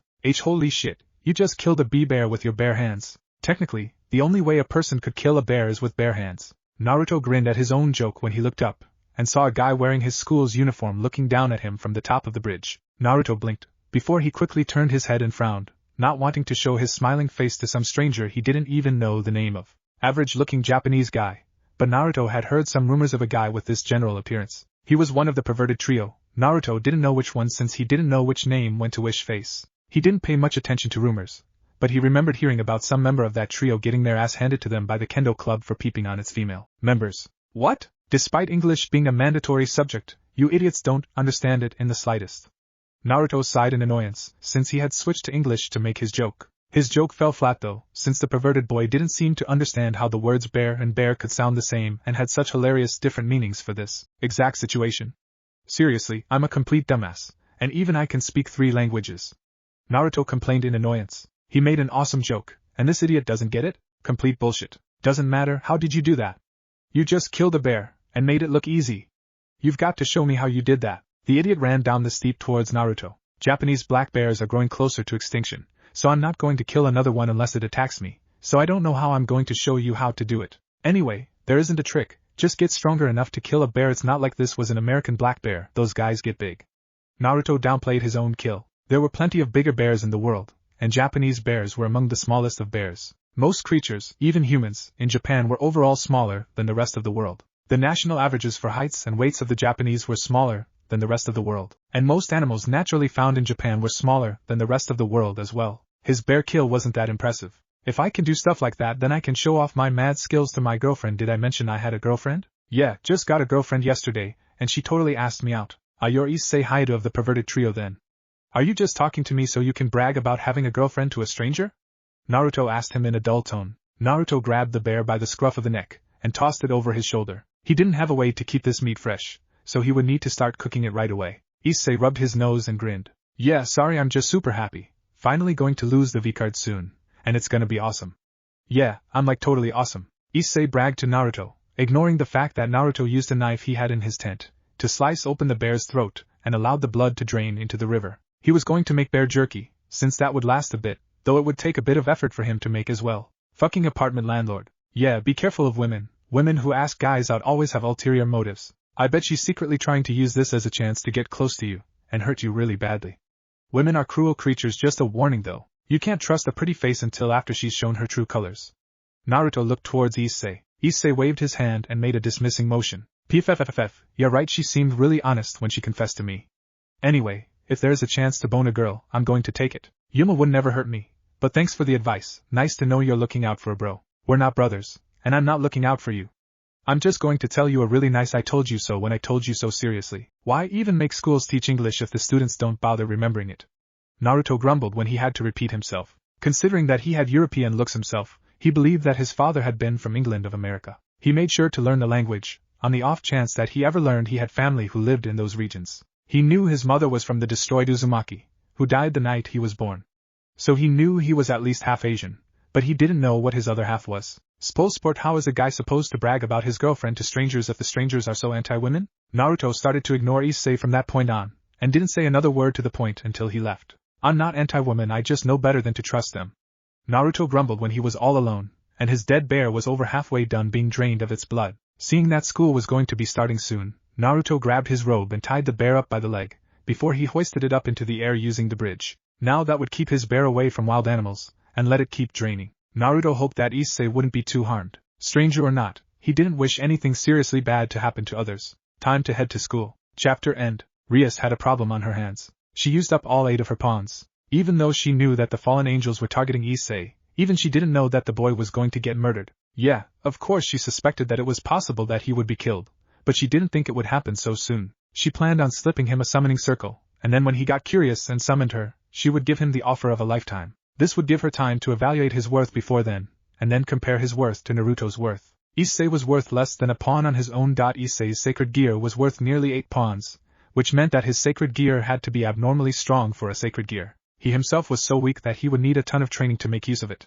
His physical stats were below average for a human, and even being boosted by his new devil body they were below average for a devil as well. I don't even know how much Naruto is worth, Rias thought, since she had no clue if she would even be able to transform Naruto on the off chance that he accepted her offer. She had been put in a do or Issei die situation when she had been summoned and found him dying on the ground. A little surprising, but something she would be able to use, but that meant that she needed to make a spur-of-the-moment choice. She had to do the math for Naruto. Magical power and life force 8 pawns. 2. Uzumaki inability to use magical power -8 pawns, since Naruto had no magical potential. His inability to use magic actually negated the worth of his high magic power. 3. Naruto's physical body between 3 and 5 pawns. 4. Naruto's sacred gear 1 pawn. She actually was able to confirm that Naruto's sacred gear itself wasn't worth much. It was everything else about him that was worthwhile for somebody to reincarnate. The sacred gear was just a plus for her, and she would be able to help him learn to use it. The bigger problem was the fact that if she did her math correctly, then she had a pretty decent chance of not even being able to reincarnate Naruto with her remaining pieces. A bishop was worth 3 pawns. A knight was worth 3 pawns. A rook was worth 5 pawns. Naruto was worth between 4 and 6 pawn pieces, which was a hefty cost for any person with a low-cost sacred gear like Naruto. The math told her that there was a chance that he couldn't be reincarnated at all, since she only had 3 pieces left in her arsenal, and the highest cost was the rook, the only piece that had even a chance of reincarnating him. She would have been able to do it for sure if she could have stuck with her original plan and used all 8 of her pawns on him to know for sure that she could do it. Mad? Akino asked Rias, and she shook her head. Issei's sacred gear must be extremely good for it to be worth nearly 8 pawns by itself. But the fact that Issei himself is worth less than a pawn means it will take a ton of work before he's got any real strength to him. I would have liked some more time to sort everything out, but no doubt she will attack again tonight. Rias was getting sick and tired of defending the school from the Berserker warrior every night. It was great combat practice for her peerage, of course, but they were taking less packs at the moment, meaning it was a net loss for her peerage overall. While they were out fighting against her, they were unable to go out and do their summoning packs with humans. Rias had got involved with fighting last time so that Kaneko could do some of her packs, but it would seem that the monster of a fighter was very wary of her destructive magic and wouldn't let herself get hit by any of her attacks. In the end, Hyoudou and Akino did most of the heavy lifting in the fight, while she herself played distraction until she was summoned by Issei. Hyoudou and Akino were unharmed, but the fighter's main goal was destroying parts of the school, and quite a bit of the school was destroyed. Magic was able to fix a lot of things, but they were all exhausted from overusing their magic to fix the school each and every night. For 6 days now they had been forced to do battle against this unknown enemy. She attacked every night, and vanished before the sun would rise. You still wish to acquire Naruto too? Akino questioned Rias, who took her glasses out and put them over her eyes, and she looked over a picture of Naruto that Kaneko had taken for her. It was just a picture of Naruto fighting some gang members from a neighboring city who sought him out for a fight. Rias bit her lip. Of course I do. It's very rare for me to beat Sona in chess. She wins most of the time, so I get the first shot at him. It would put my victory to shame if I couldn't get Naruto too anyway. Sona wouldn't be a good fit for him.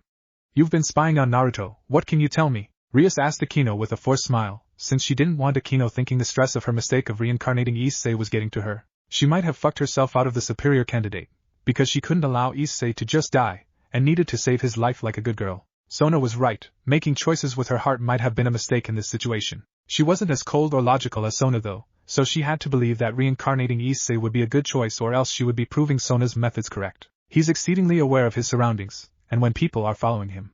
When he feels somebody watching him, he tries to shake them off. I'm not able to report anything about Naruto to you right now. Akino was a stealth master, and even she was surprised by her lack of information. She didn't have Kaneko's nose to follow sense, and Naruto seemed to have a sixth sense for when somebody was following him. He had yet to locate her, but he was able to throw her off his tracks pretty quickly, so her identity as his stalker was still as of now safe. With Naruto, you remember Yuma? Can you shut up for a second? Naruto asked as Issei looked down at him, shouting in shock that Naruto remembered the name. Issei had made it a point to mention her a couple of days ago when he saw Naruto kill a bear, and proceeded to brag about his girlfriend. Anyway, did you come here just to ask me that? Naruto asked Issei with an annoyed look. Issei scared the fish away. That was his food. It's weird nobody remembered Yuma, and well I remembered I told you about her, and you were the first person to remember her name. Issei held his gut in phantom pains since he could remember her stabbing him to death. Then everything went blurry after that, and while he could remember the color red he didn't remember much after it. He woke up like he normally would. Actually he felt way better than he had in a long time. He could see better, his body was stronger, and his stamina had improved. It was like everything about him got a good deal better than it had started out with. Seriously, help me fish or go away, I'm not here to help you with your bitch troubles. Naruto stated as he forced a fishing pole into Issei's hands. So, you were right about her, she was a total bitch. Told you so? Naruto stated to Issei as the boy sat down next to him, and the two of them started to fish together. Issei was a lot quieter than when he shouted out in surprise, so the fish were starting to slowly return. Naruto's statement was extremely simple, but Issei was very quiet for a different reason than just being surprised by the fact that Naruto was right. How am I even alive? Yuma killed me, did that red light save me? Issei thought to himself, since a red light had been the last thing he saw. Women still have boobs, so I'm going to continue chasing chicks, until I get my harem. Issei informed Naruto. Naruto shrugged. Women are pretty and all, but Naruto paused for a moment, before he went silent and didn't complete his sentence. Issei was silent. But? Issei broke his silence out of curiosity, since now that he had confirmation that Yuma was a real girl, he could calm down a little and think about what happened to him. Get your heart broken too, huh? A girl tried to get me to kill myself, and then when I didn't do it she accused me of rape. The only girls I've ever met have been the ones who either avoid me, or they don't see Uzumaki Naruto the person, they see me as the guy they can use to get power over other people. Naruto stated, since Issei was staring at him with a look that said he wouldn't take no for an answer. Issei winced. Ouch, damn, that sucks. Issei had no words of comfort. That had to suck to have a crime record for something you didn't do. That was a hell of a thing to be accused of as well, and in the modern world just a woman saying anything like that could ruin a man's life, and many people used it as a weapon. It would seem he was talking to the victim of such a thing. So, is there a type of woman you do like? Issei asked with a grin. Hey Issei, look me in the eyes. Naruto turned his head and looked at Issei. They locked eyes for a couple of seconds, and Issei didn't look away, but as Naruto stared into his eyes he nodded his head, even when Issei became confused. That wasn't an answer. All my life, people have looked at me like I was different, and I am different. I'm not Uzumaki Naruto to people, and they look at me with cold eyes, or I can see the manipulative thoughts they have. I want to be with a girl, who looks at me with eyes that are filled with warmth that see me. Naruto explained with a grin. Kind of like your eyes, Naruto stated with a grin towards Issei. Issei scooted away from Naruto. UGA, I'm not gay, idiot. Just then, the way you looked me in the eyes were honest and friendly. That is the kind of girl I want. Naruto punched Issei in the shoulder for the unfinished question, and he got a laugh in response from Issei. I'll stop, I get it, but what type of girl do you like? I like them big sweater melons. You know what I'm saying. Issei re-asked his question with the real question being asked this time. He didn't beat around the bush, and he gestured the size of the tits he preferred with his hands. Naruto looked at Issei with dull eyes. Perv. Well, I mean, aren't all guys like us pervs? Issei proudly asked in return, since he knew all guys had that side to them. That was an obvious fact that all people had at least a little pervertness in them, guiding their actions to some degree. As I like a girl with a nice ass, and attached to good hips. I'm not talking size, I'm talking proportion and healthy. Also, no, I don't mean healthy as in slightly chubby in size. Cute or sexy? Issei asked, since there was a difference between the two. Cute more than sexy. Because even the cutest girl could be sexy if she tried, and the sexiest girl can have her cute moments. It's even sexier though when a cute girl acts sexy. Naruto stated while rubbing the back of his head. He didn't mind Issei as much as he thought he would, mostly because Issei was a pretty friendly guy once you got past the perverted junk he preferred to talk about. Issei clapped Naruto on the back. Dude, I get you, I mean, I prefer sexy myself, ah shit, the time I've got to go, man. Same time tomorrow? Issei asked with a fist extended towards Naruto. Naruto was rough, but still a lot nicer towards him than his other friends were for sure. Naruto thought about it for a moment. Not tomorrow, I'm setting up my tent somewhere else tomorrow. Got to keep on the move, I've been feeling like somebody is stalking me. Oh, not too far away from here is a great park, with some pretty thick trees and stuff. I go there sometimes on my bike, and it's got wild animals and other things nearby. Issei made a suggestion to Naruto, and Naruto responded by bumping his fist against Issei's fist, with a grin. Well, thanks, that actually helps me out. Let's go fishing here again tomorrow, and we can cook them at my tent at the park. I'll be skipping school tomorrow anyway to move my tent. Naruto was happy with the information that there was a convenient park in the city. He could make some serious use of that, and wild animals were a lot better than just fish. He had been eating almost nothing but fish and bear for several days, and he wanted some variety in his diet. Naruto watched Issei go, and waved him off. Nice guy, a total pervert and pretty selfish, but a pretty nice guy deep down. Nice to know there was at least one person he enjoyed in Kuoh. Chapter end. Devil. So I'm a devil now. Issei thought as he sat next to Naruto. Last night, on his way home, He had been attacked by a second fallen angel, and when he woke up Rias Gremory of all people were next to him naked. His life had changed a couple of days ago, but only this morning did he learn the reason behind it all. Hey Naruto, can I ask your opinion on something? Issei asked Naruto. Naruto yanked a fish out of the river, with his bare hands. Damn it, I meant to sure, what do you want to ask? Naruto asked as he got out of the river, and looked at the fish he caught. Annoyed that it was too small, Naruto tossed it back into the river with an annoyed sigh. I mean to catch the bigger one next to it, Naruto grumbled, since he was still new to this. If he could learn to catch fish with his bare hands, then he wouldn't ever need to waste his time with a fishing pole again. Issei was using the pole, but he seemed to be a little distracted by something. Let's say you were killed and brought back to life as something different, as a devil servant of a smoking hot babe. What would you do? Kill her. Naruto stated rather simply. Kill her? Issei shivered at the way that Naruto stated that. There was no hesitation in the way that Naruto said that at all. You refuse to be a servant? Issei asked with a raised eyebrow, since there was such harshness in Naruto's words. Naruto went back into the river, and he looked down at the water. Splash. Missed, I'll get the next one. Naruto took aim at the next fish and readied his hand. He got one earlier, but it was mostly a fluke. I value freedom? Not sure what to say honestly, but why the question?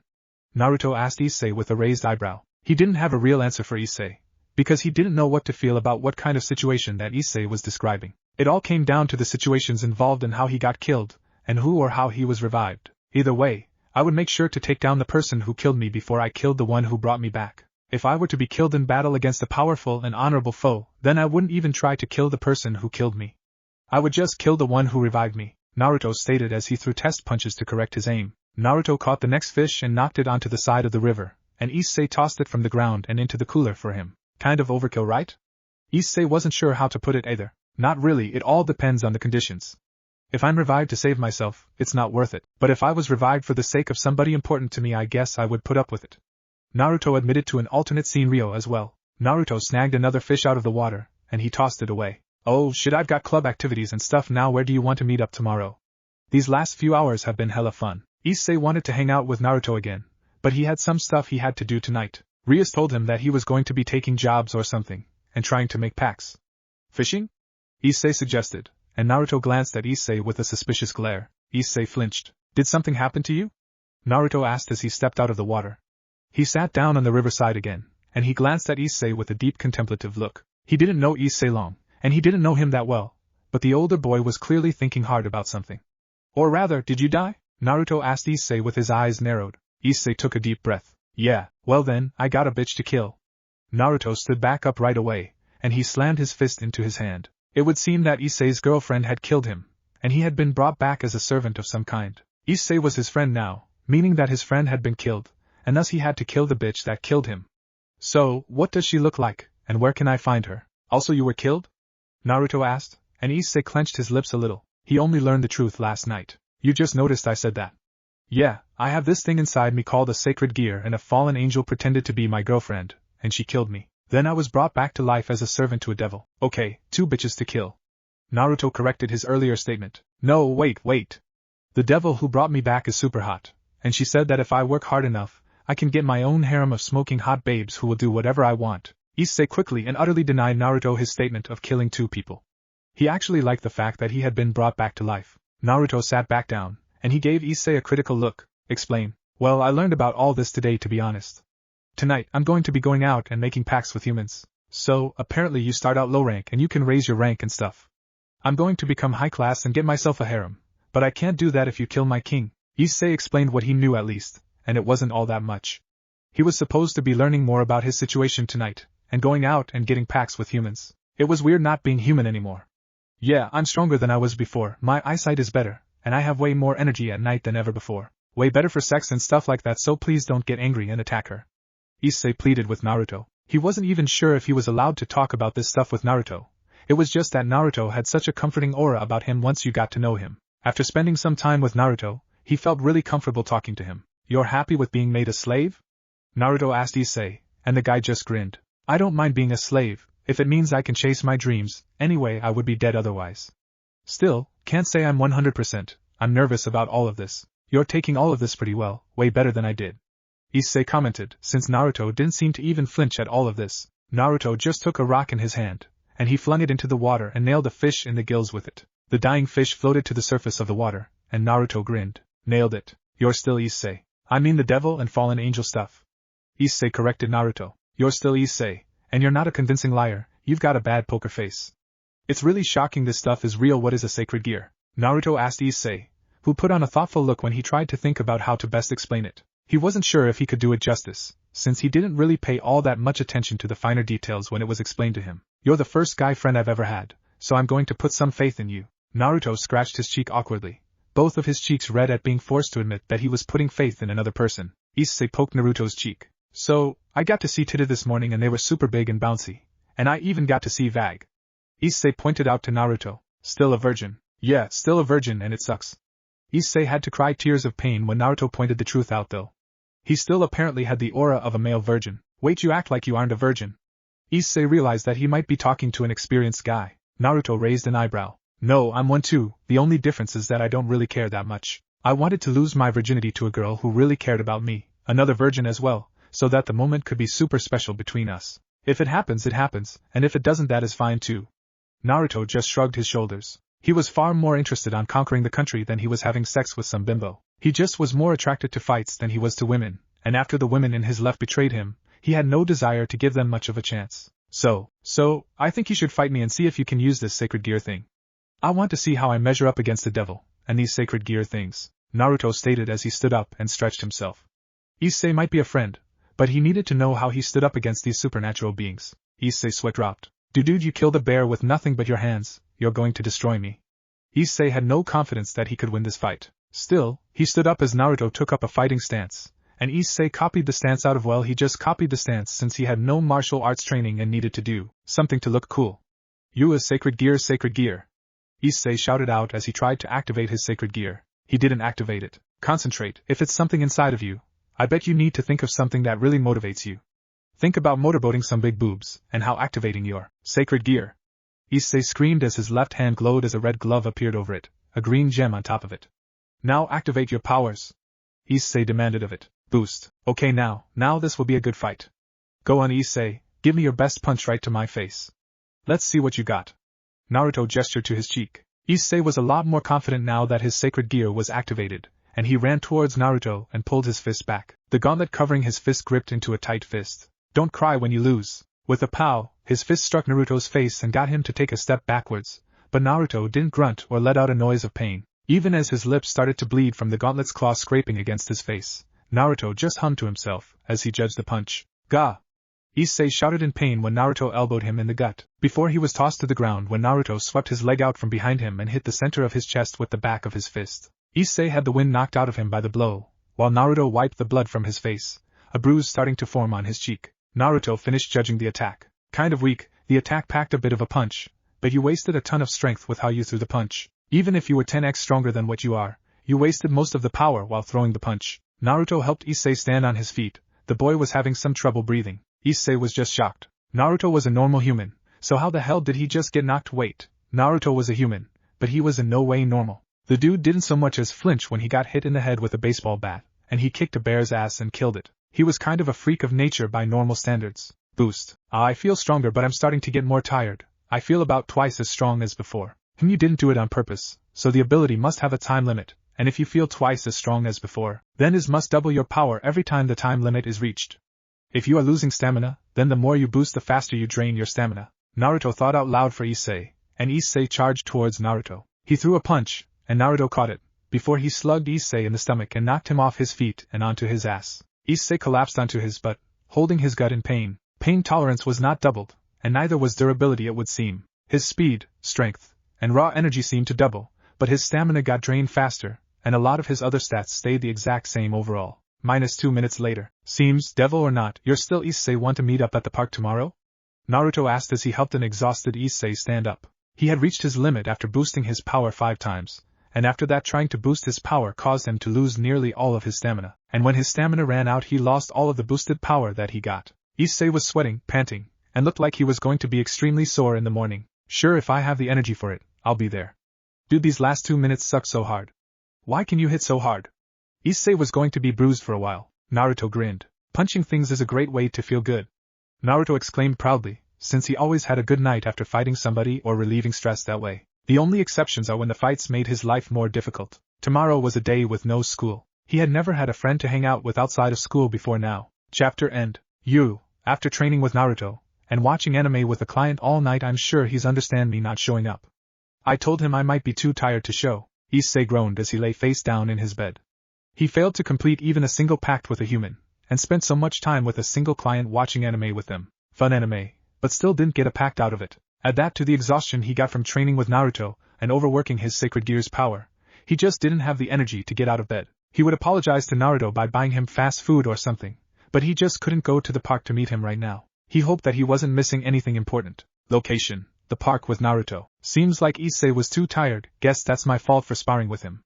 Naruto blamed himself for Issei not being able to show up to hang out. He would stay around for a little bit longer though, maybe another hour or so, just to see if Issei would show up despite him being tired or whatever reason he wasn't showing up. A nun his age. She was pretty, and was currently walking while pulling a large suitcase on wheels around. She had beautiful blonde hair, golden blonde, the exact same color as his own. She had a fair peach skin much like his own skin color, though a shade lighter, and her face was heart-shaped with very rounded cheeks like his own was. With her nun dress on, her body was harder to judge, but she was clearly healthy if what was visible of her slightly toned legs indicated anything. She's got such pretty long hair, Naruto thought to himself, before he turned his head and looked away from her with crossed arms. Women were thoughts, he needed to remember that, despite there being nothing wrong with looking at women. Whoa! Naruto launched into action when he saw her trip on uneven ground on the stone pathway of the park, rushing towards her as fast as he could as she fell. He ignored her luggage completely, since that didn't matter. Naruto grabbed her by the back of the dress, and pulled backwards to level her out. Ah! The girl was shocked and flailed her arms around as a result of being yanked backwards, and she accidentally smacked Naruto in the eye with her flailing hands. Her well-maintained fingernail got him perfectly in the eye, and he flinched back as he yanked on her harder. He ripped her dress along the back, but she was back on her feet again without needing to trip all the way to the ground. Scusa, she's a foreigner, not Japanese, Naruto thought as he rubbed his eye. Her accent was Italian, he could see that for a fact. She also seemed to be an Italian national if her dress and her luggage that had spilled on the ground was any indicator. She also had Italian money hidden in her luggage, and a very small amount of Japanese money. Italian, for sure if I'm right, about 30% of Italians speak English. Naruto learned the world's most common languages for a reason. English was the most widely spoken language in the world, but Naruto knew some basic phrases in many other languages. With most people who could speak multiple languages knowing how to speak English, he could speak English and Spanish as alternate languages. Considering how well spread those two languages were, they were his best bets to being able to speak with the world at large. He looks like me, the girl thought as she looked over Naruto's looks. Ah, say Ferito, the girl declared when she saw Naruto's bruised cheek, cut lip, and half-healed bare scratches on his arm. He had already stopped rubbing his eye where she got him, but his eye was slightly red from the contact. Parli spagnolo o inglese? Naruto asked the girl. Si. Yes, I speak both English and Spanish. Many people who spoke those languages came to the church to be saved. Thank God's grace that I've met a person I can talk to. You're injured, it wasn't me who did that to your face. If so, I'm incredibly sorry. The girl tried to imitate Japanese custom by bowing to him, and Naruto rubbed the back of his head. He kept his face as neutral as he could make it. This girl seemed nice. Her eyes were very warm, and she looked at his injuries with actual concern in them. I'm fine, sorry about your dress, didn't mean to rip it. Naruto grumbled out an apology, since there was a long rip going 7 inches down her back, showing off her skin and her brow strap. Naruto could see over her shoulder, she was a decent amount shorter than he was. He liked being taller than people, and Naruto blinked when she reached out towards him and grabbed him by the arm. He pulled away by instinct, so she grabbed his shirt instead. Come on, let's heal your wounds. You don't need to do that to thank me. Naruto turned more awkward when she led him to the bench, and when she sat down, the fact that she was holding his shirt got him to sit down with her. She extended her hands towards the scratches on his arm, and 2 silver rings appeared on her fingers and her hands started to glow green. She placed them down onto his arm. His scratches started to slowly heal, but even slowly it was still at an incredible speed considering a normal person would take 2 months to lose all traces of scratches like these, and get a scar forever. It's not to thank you, you're hurt so I want to help you. God gave me this power to help others, it's his gift to me, and I should share it with others. Oh, Naruto was shut up by her words, since he didn't have any reason to try and refuse her healing him. The girl gave him a quick glance, since he showed no real surprise at her being able to heal. Must be one of those sacred gear things that Issei has, only she has a healing one. Kind of makes me jealous, wish I had a sacred gear. Naruto thought as his arm was finished healing, and she moved on to his face. I'm Asia Argento, thank you for helping me, by the way. Asia introduced herself as she healed his wounded face. Naruto locked eyes with her for a second. Warmth. Both Asia and Naruto looked away from each other with slightly red cheeks when they both gazed at the warmth in each other's eyes. Naruto had never met a girl who contained so much warmth in her eyes before. It was a little jolting for him to meet a girl who gave off such an air of purity and love for mankind. His eyes were very kind, and they were very hurt. Asia thought as she glanced back towards Naruto. They were the same. I'm Naruto Uzumaki, so this is your sacred gear, right? I've recently made a friend who has one of those. Naruto introduced himself, and Asia smiled gracefully. She finished healing his face, and she stood up and walked to her spilled luggage. She leaned down and started to pick up her scattered belongings. Naruto blinked before he got up and reached out to help her. Oh, you don't have to do that. I spilled it so I can clean it myself. Asia yelped in surprise when she was finished talking, and she reached out to yank her panties out of Naruto's hands. He had picked that up, along with a bottle of holy water and a spare dress that she had. She only yanked the panties out of his hands though, with bright red cheeks. So sorry you had to see something so disrespectful. PFF. Naruto couldn't restrain his small laugh at her reaction. Ahaha. Asia laughed a little when she heard him laugh. She saw the mirth in his eyes, and she continued to pick up her luggage with his help. Oh, I ignored your question. This is my sacred gear, yes. Twilight healing, and it lets you heal people? Naruto asked her. Oh yeah, guess that part explains itself. Asia's reaction to her own motor mouth was cute. Naruto laughed a little more, before he put a neutral look on his face when he realized he was enjoying talking to Asia. Women brought nothing but trouble, he needed to remember that. So, what brings you to Japan? Naruto quickly changed the subject as they finished, and she stood up with her luggage. This girl was dangerous to him. I'm here to work at the church in this town, but I don't know where it is, and I'm a little lost. You wouldn't happen to know where it is, would you? Asia asked Naruto with a hopeful look in her eyes. Naruto and Asia couldn't help themselves. It's her damn eyes, they just keep drawing me in. Naruto couldn't look away from her expressive eyes that just showed the world what was hidden inside of her heart, not even hidden actually. Her eyes spoke volumes about her true intentions and her feelings. She was an open book to anyone who made eye contact with her. Her beautiful, honest green eyes. Asia blushed and looked away from Naruto's eyes, but she kept glancing towards them. They're so deep and hurt, but they are also so honest and filled with kindness. He's just like me. Asia smiled to herself as she kept glancing into his eyes. It was addiction. It was shameful, but she loved looking into his expressive blue eyes. He might be forcing his face to take on a neutral look, but those blue eyes expressed everything about him. They were glass windows into his soul, and showed he had been hurt. He didn't want to trust others, but he was getting involved with her because he was a good and warm person. The coldness on his face didn't reach his eyes, which showed nothing but his inner warmth. No, I don't know. Naruto saw Asia's eyes show her disappointment that he didn't know where the church was. But I can help you find it. I'm not doing anything today. I can show you around town. I don't know it that well myself. I'm hungry, so maybe we can get something to eat too, my treat. I can get you a new outfit to replace the dress I ripped. Naruto offered since he still had some of the money left from when he mugged the gangsters who visited the school. Asia smiled. You don't have to get me clothes, but I appreciate you showing me around. I would love to go with you. As a thanks, when we get to the church, you should stay for some tea. Asia spoke, and Naruto nodded his head. That sounded good to him. Naruto took his jacket off and put it over her shoulders when he realized that her bra was still showing, and so was a lot of her back. Well, at least use this to cover your back up. You can keep it, I needed to get a new one anyway. Naruto stated with a grin. Asia's smile was like starlight when she saw his grin, and the two blushed and looked away from each other. No, my heart didn't do that. My heart did not just skip a beat. Naruto thought as he shivered as a horrifying thought came over him. Asia just smiled brighter. He's so nice, my heart skipped a beat. I would love to be friends with him, good friends, and see a lot more of him. Asia was happy that her heart skipped a beat when she saw his grin. He seemed so happy for a second, happiness when he helped her. Her hands gripped his jacket around her shoulders tightly, truly appreciating the gesture. Naruto looked down at Asia, before he scratched his cheek. She was dangerous to his heart. Yet why did he want to keep walking with her? Chapter end. It was a lot harder to find a single building in a town that you didn't know that well, when you didn't have a map of the town, and your phone didn't have the location of the church listed on it. The only real method was walking around town to try and find the place you were looking for. But the mall was a great place to look as well. Or rather, a great place just enjoy yourself. Whoa. Asia had never been to a mall before, and she was excited at how large it was, and the many different stores inside of it. It was a supermall for a reason, and they found it by mistake while they were walking around town. She had her face pressed up against the glass of a shop that sold ice cream, and she was looking over all the different flavors. There were street performers in the mall itself, aka people with talents and skills who were attracting customers to the different stores. Apparently, Kuoh is a city that has a high foreigner population. Naruto explained to Asia when he saw an Indian woman dancing in front of a store in a rather sensual way. It was an underwear store, and she was dancing in her underwear to match the theme of the store. Naruto looked at Asia, and saw that she was just looking at the ice cream, and not the literally half-naked woman dancing in front of a lingerie store. Want some ice cream? Naruto asked her as he gestured into the store she was obsessed with. I couldn't do that, We should get moving, and Asia's stomach growled, so Naruto grabbed her hand and walked towards the food court. It wasn't going to be the ice cream that she wanted. Ice cream wasn't filling enough for a growing stomach, so Naruto walked with her, quickly speeding up her steps to walk beside him.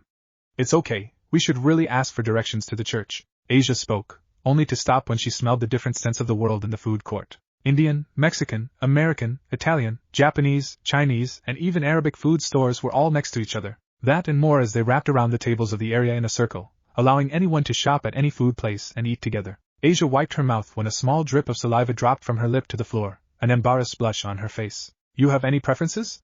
Naruto asked Asia, and she looked towards the Italian restaurant, and she saw the menu was in Japanese. She tilted her head in confusion, since despite being an Italian store, it still served Japanese clients. The language barrier hurdle was a high one to jump, and Naruto looked at her nonverbal preference. Want to try something new then, since the menu doesn't have pictures? Naruto asked her with a grin. Oh sure, that sounds wonderful. Asia didn't mind not getting her favorite food. She was happy to be able to try a new food with a new friend. She started to walk towards the Japanese food stall, but she was surprised when Naruto walked towards the Chinese stall instead. She quickly changed course and followed behind him. Chinese is good too. Asia spoke to herself, since she kind of wanted to try Japanese cuisine. Oh well, she had never had much Chinese before either. Any preference for flavor? Naruto asked Asia for that as well. None. Okay, then Naruto stood in line with Asia, and he got his wallet out and hissed at himself. He was going to take a bit of a chunk, but it was for a good case. Asia wasn't the only hungry one, he was kind of hungry as well. They stood in line for about 10 minutes, until they got up to the front. What can I get for you, sir? Play music, fate/grand order. Zetai Majusense in Babylonia, light wind. I'll have 4 orders mapo tofu, with 3 orders of lanzhou ramen, 5 orders of dumplings, extra beef in the ramen, and my partner here will have a chicken curry. Anything to drink for you, Asia? Naruto asked her as he switched to English for her at the drop of a hat. She was completely ignorant to what he had ordered for them because of the language barrier, but she had to drink about a drink. Coke, with 2 Dr. Peppers. Naruto stated to the clerk, and Asia heard that, and she poked him in the side. She pouted at him as the drinks were made for them, and Naruto gave the clerk a sizable chunk of the money that was in his wallet. They waited 8 minutes before getting their food, and Asia gawked when she saw that Naruto was carrying a ton of food with him. She was given her own plate of curry, since chicken curry was a Chinese dish as well when prepared properly, and she was just amazed by how much he had gotten for himself. Can you eat all of that? Asia asked Naruto as they sat down. He had 12 plates in front of him, enough that everyone else who had seen him was staring at their table in shock. She was a little worried that he was going to waste quite a bit of food, and thus waste a lot of his money. I got extra so that you could try anything you wanted from mine order. I don't suggest the mapo tofu though, it's kind of spicy. Naruto warned her as he took his spoon out, and he started to dig in. Naruto took a bite of it, and he gave a grin of happiness at the taste of the food. Asia gave it a glance, and Naruto took a bite's worth with his spoon and offered it to her. Thank you, but first let me. Asia got a bottle of holy water out and rubbed her hands with a small splash of it, before clasping her hands together in silent prayer. It was a little bit before she finished, and she leaned forward and took a bite. Hot, hot, hot, spicy, hot. Asia started to quickly breath in and out, before she took a bite of her own chicken curry. It was kind of spicy and sweet, and helped to offset the hot spice that she just put in her mouth. It's good though, right? Naruto lifted the plate up to his face with one hand. He devoured bite after bite of the plate, before in seconds it vanished down his gullet, and he put the plate down. Naruto was slightly pink in the face, breathing quickly as he broke a sweat.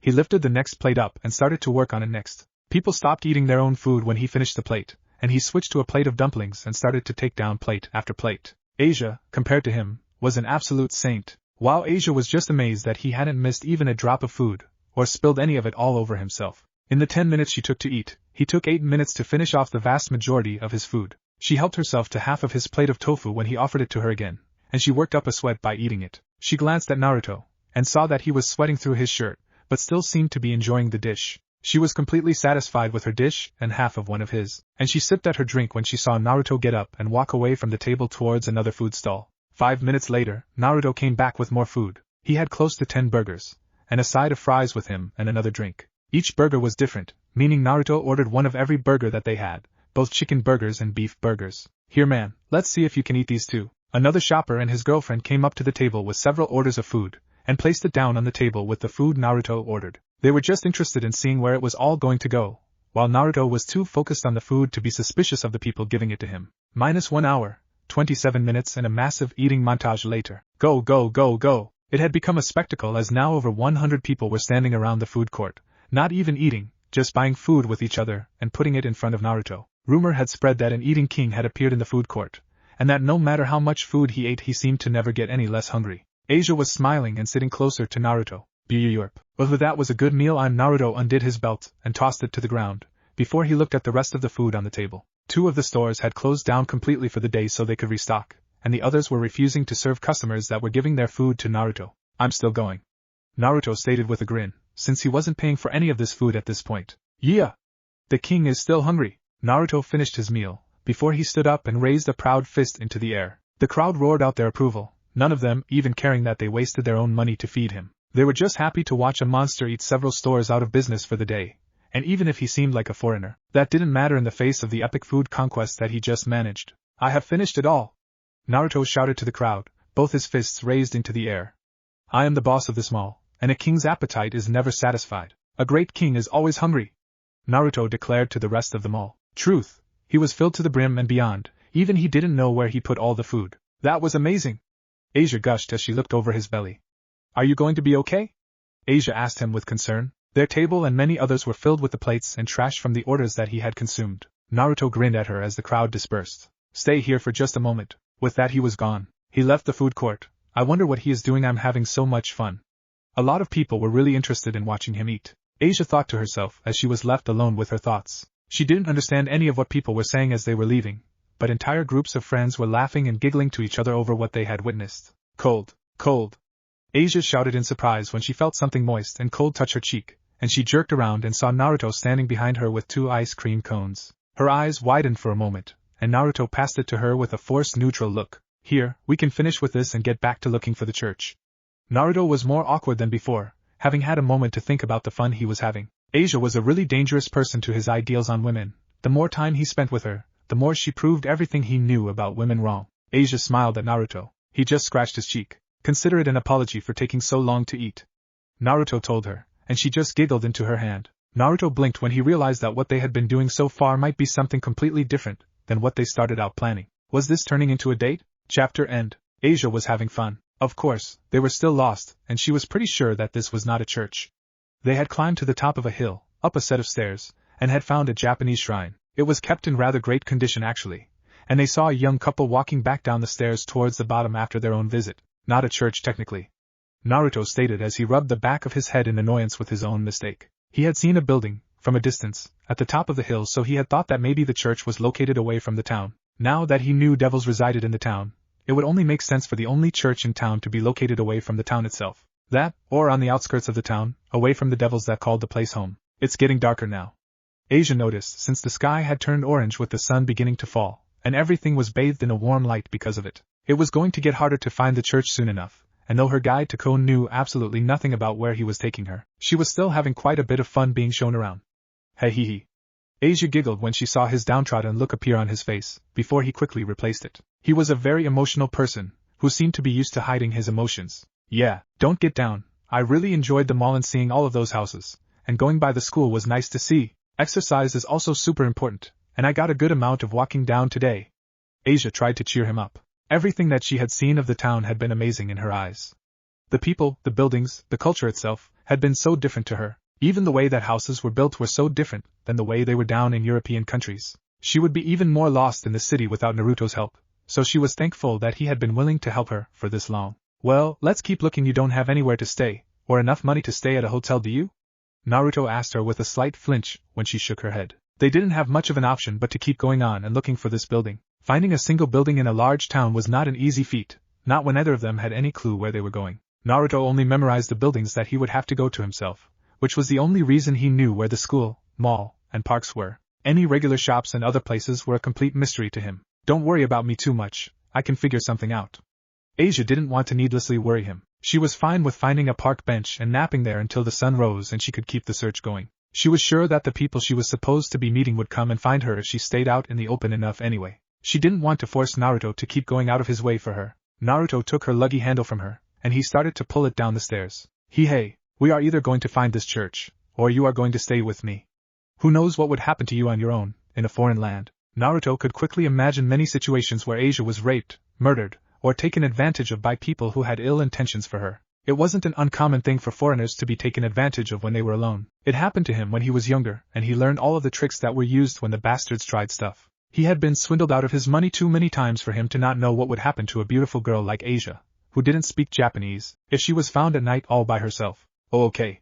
Asia stuttered a little when she realized that with his other hand, Naruto had grabbed her hand firmly, and refused to let go of it. She could hear the firmness in his tone, and the way that there was no room for argument. He spoke with an absolute authority, and his words carried the weight of a blanket over her. She had been worried about not finding a place to stay, obviously, and she herself had been scared of sleeping alone on a bench until somebody found her. His words made her feel safe though, the finality in them that she was going to have a place to stay no matter the outcome of finding the church or not. The warmth and kindness in his tone was unmistakable, despite how rough the words he used were. A girl's hand is so soft, and small her fingers are cool.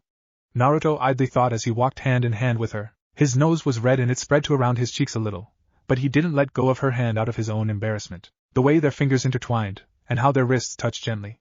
He could feel her heartbeat whenever their wrists made contact. Naruto, it's getting dark now, and it's dangerous to go down these stairs when it's dark. I'm a man, right?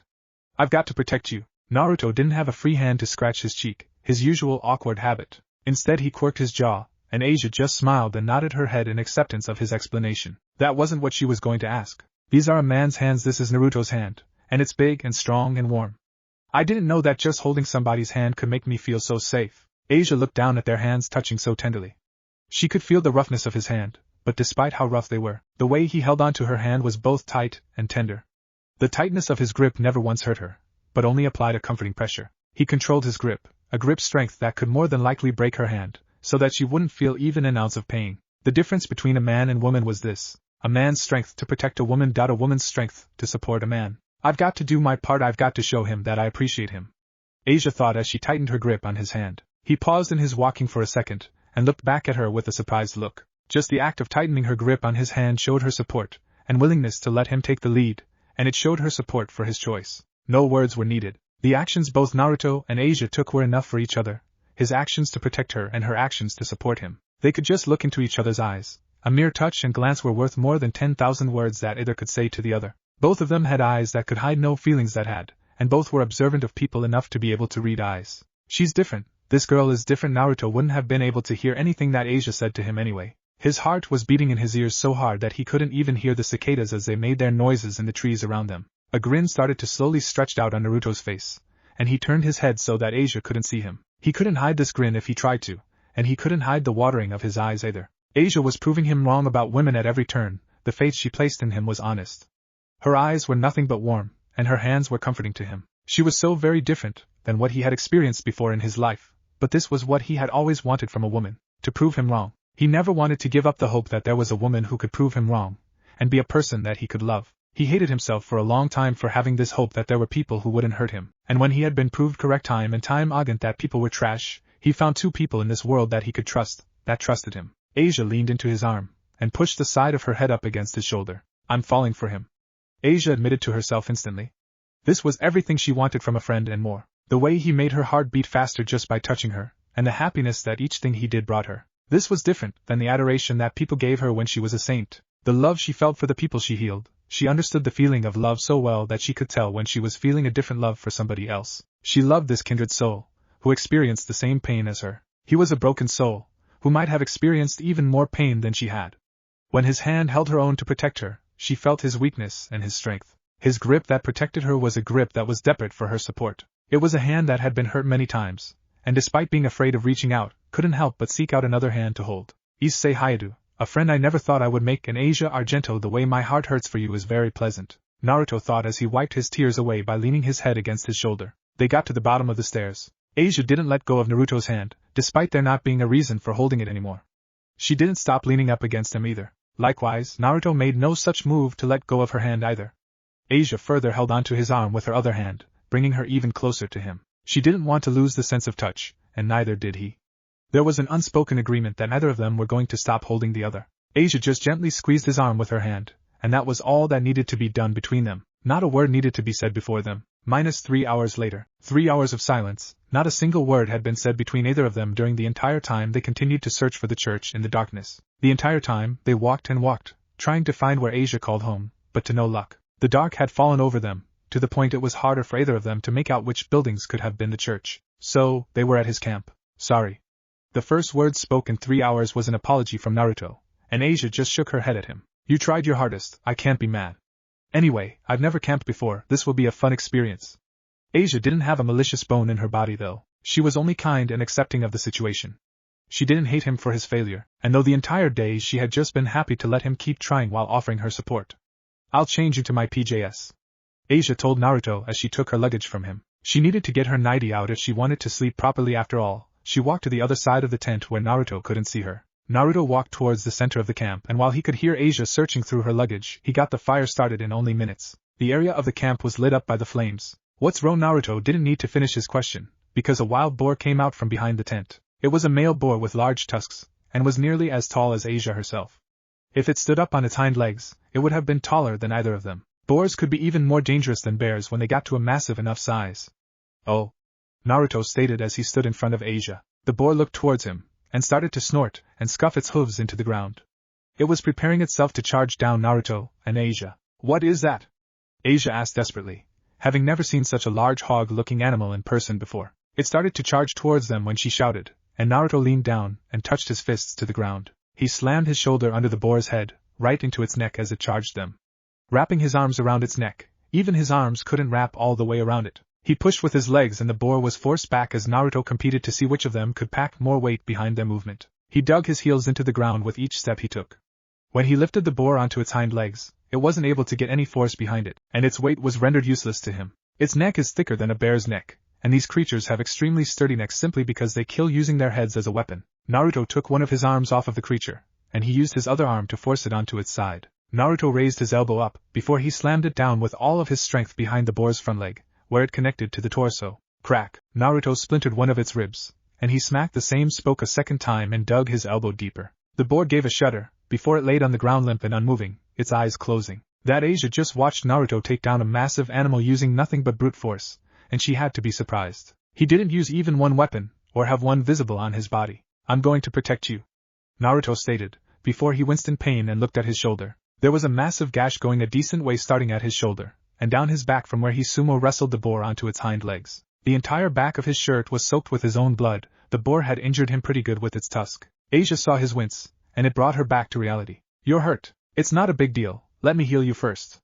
Asia blushed deep when she moved behind Naruto, and raised her hands to his back. Her clothes didn't matter nearly as much as him being hurt protecting her. Thank you? Asia told him, and he just smiled. Anytime. Please don't hurt yourself for my sake. My body moves on its own, you're worth protecting, so I don't see this injury as a big deal. Look on the bright side, you're safe and we have dinner. You're a danger magnet though, aren't you? Naruto asked her with a wide smile. Just moments at the camp, and she already attracted a super dangerous animal to them. That was great luck for his stomach, but it was just further proof that he needed to protect her. WW what? No, I mean maybe, but it's cool, I attract misfortune too, it's what has made me into the person I am today. Naruto removed his shirt as Asia got to a part of the wound that was hidden behind it. His entire back was covered in his own blood. He was going to need to bath in a nearby water source if he was going to want to be clean before school tomorrow. I'd better skip school to make sure that Asia can get to the church, Naruto thought, realizing that it was dangerous to leave Asia alone while he went to school. Not like he was smart enough to do good in school even if he showed up anyway. Why the school even accepted a failure like him was an unknown. Asia just smiled at his words and nodded her head. She wouldn't argue. That night, Naruto didn't summon a servant. Chapter end. It was daytime. No, it was nighttime, or it should be nighttime since Naruto did not remember going to waking from his sleep, or falling asleep for that matter. Nobody really remembered the act of falling asleep, but you would always know when you were waking up. He didn't feel like he was dreaming either, or at least he had never had such a vivid dream that he felt like he was standing somewhere so solidly. It was beautiful. He couldn't smell the scent of death or decay. The world itself seemed to be only filled with a never-ending sense of life. He felt strong, and at home in this place. Naruto had never once in his life felt as if he belonged more than he did here and now. The gentle, strong sunshine that shone against his skin felt like spring, but it had the smell of summer to the air. He couldn't see, in any direction no matter how far he looked, any signs of human life or civilization. Crunch. That was wrong. He could see a person walking. She was a beauty, but she was androgynous in appearance, with blonde hair flecked in gold as if it were covered in gold dust. Her hair was kept tightly in a braided bun behind her head, with only a single hair standing up in the front of her head out of place. Her face was hard for him to see clearly. It was like he had a mental block that just prevented him from seeing her face, but she had green eyes. I see if you've come here, it seems your heart is at peace. Uzumaki Naruto, son of Maelstrom, cared to sit down and speak for a bit. Her words were soothing. The way she spoke was formal, and he always hated when people talked that way. Yet, for some reason this woman speaking to him, the very act of this person speaking to him put his heart at such deep ease. The land that surrounded them put his body and mind at ease, but this woman put his heart at ease with the mere action of speaking to him. She walked away from him towards a small lake, and around the lake several ethereal fairies seemed to just float around. They spoke words he didn't understand. No, he understood them. It comes home. Our mixed-blooded kin has returned. Okay, Naruto followed the woman, and as she sat down and let her feet soak in the water of the lake, she gestured next to herself. He sat down next to her, and he narrowed his eyes to try and see her face. He couldn't recognize her face. She reached out and touched his cheeks. A shame, all I could ever give you was your name, and these scars on your cheeks. She spoke with gentleness and shame in her voice. Her fingers gently touched the grooves in his face that were impossible for a normal person to tell the differences in skin quality. The scars on his cheeks had been a part of him his entire life. They were in all pictures of him that existed. His baby pictures had them. Naruto felt no anger. He felt no happiness either. What? Naruto asked, since he felt like he heard something that should make him feel emotion, but he didn't know what emotion he should feel. He was so disconnected from his emotions, and felt almost nothing but peace of heart and mind at the moment. My name and scars? Naruto reached up and touched his own cheek when the woman stopped touching his face. He couldn't see her facial features, but she put her hand up against her mouth, and hummed in thought. You can't see my face right now, can you? No, I can't. Naruto couldn't help but mistake the sadness and sorrow in her voice when she asked him that question. It seemed like the very act of her asking the question was enough to cause her emotional pain, and she gripped her fist for a moment, before she relaxed it. You gave me my name, are you my mother? Naruto asked the woman. I am not your mother, but I was quite close to her, and we do share a bond. I've always wanted to speak with you, but with your mother's death I was unable to stay in the living realm much longer, nor could stand the thought of never seeing you grow up. It's quite complicated to explain actually, but this land has a deep connection to the Uzumaki. Funny that I too hold a connection to this land. The woman spoke as she gazed upwards at the sky.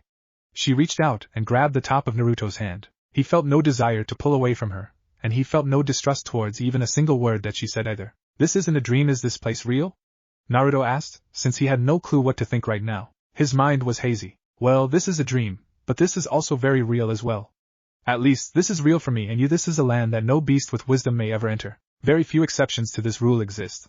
Those who, well, you have a very deep connection to this land's magic. You could say you exist, therefore, this place gives you love. The woman spoke with a feeling of confusion at her own words, as if she spoke from the heart, and not from any learned knowledge. She knew the right answer, without any telling her. This land was a mystery. So I came from here? Naruto asked as he looked around. Not a bad place to come from. This is a land without death, a land of life eternal, not unlike the Lord's heaven. The dead have life, and the living can't ever die. I died many years ago, but right now I feel warmth in my veins, and you, who have never died, are here with me. You both came from here, are still here, and don't come from here. The woman spoke as if it were the most obvious thing in the world. That doesn't make sense, that's a contradiction. Yes, like a clan of brute savages who are the most loving, intelligent people alive.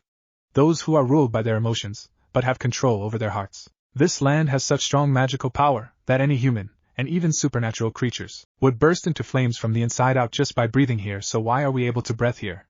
The woman asked Naruto the complicated question. I'm a contradiction. I come from here, am still here, and didn't come from here. I've always existed here, but I've never existed here. Naruto felt his heart's answer and just spoke it. He had the knowledge, but he didn't know where the knowledge came from. It just felt like the right answer. This land's existence grants the Uzumaki immense magical power, but that magical power is incompatible with the world, so the Uzumaki cannot use their magical abilities themselves. The woman finally knew the answer to why it was impossible for an Uzumaki to use magical abilities themselves. All Uzumaki drew their power from this place. They were constantly being fed power from this place. A place of such great magic that lesser beings were unable to even exist here without having their existence wiped from all of existence itself.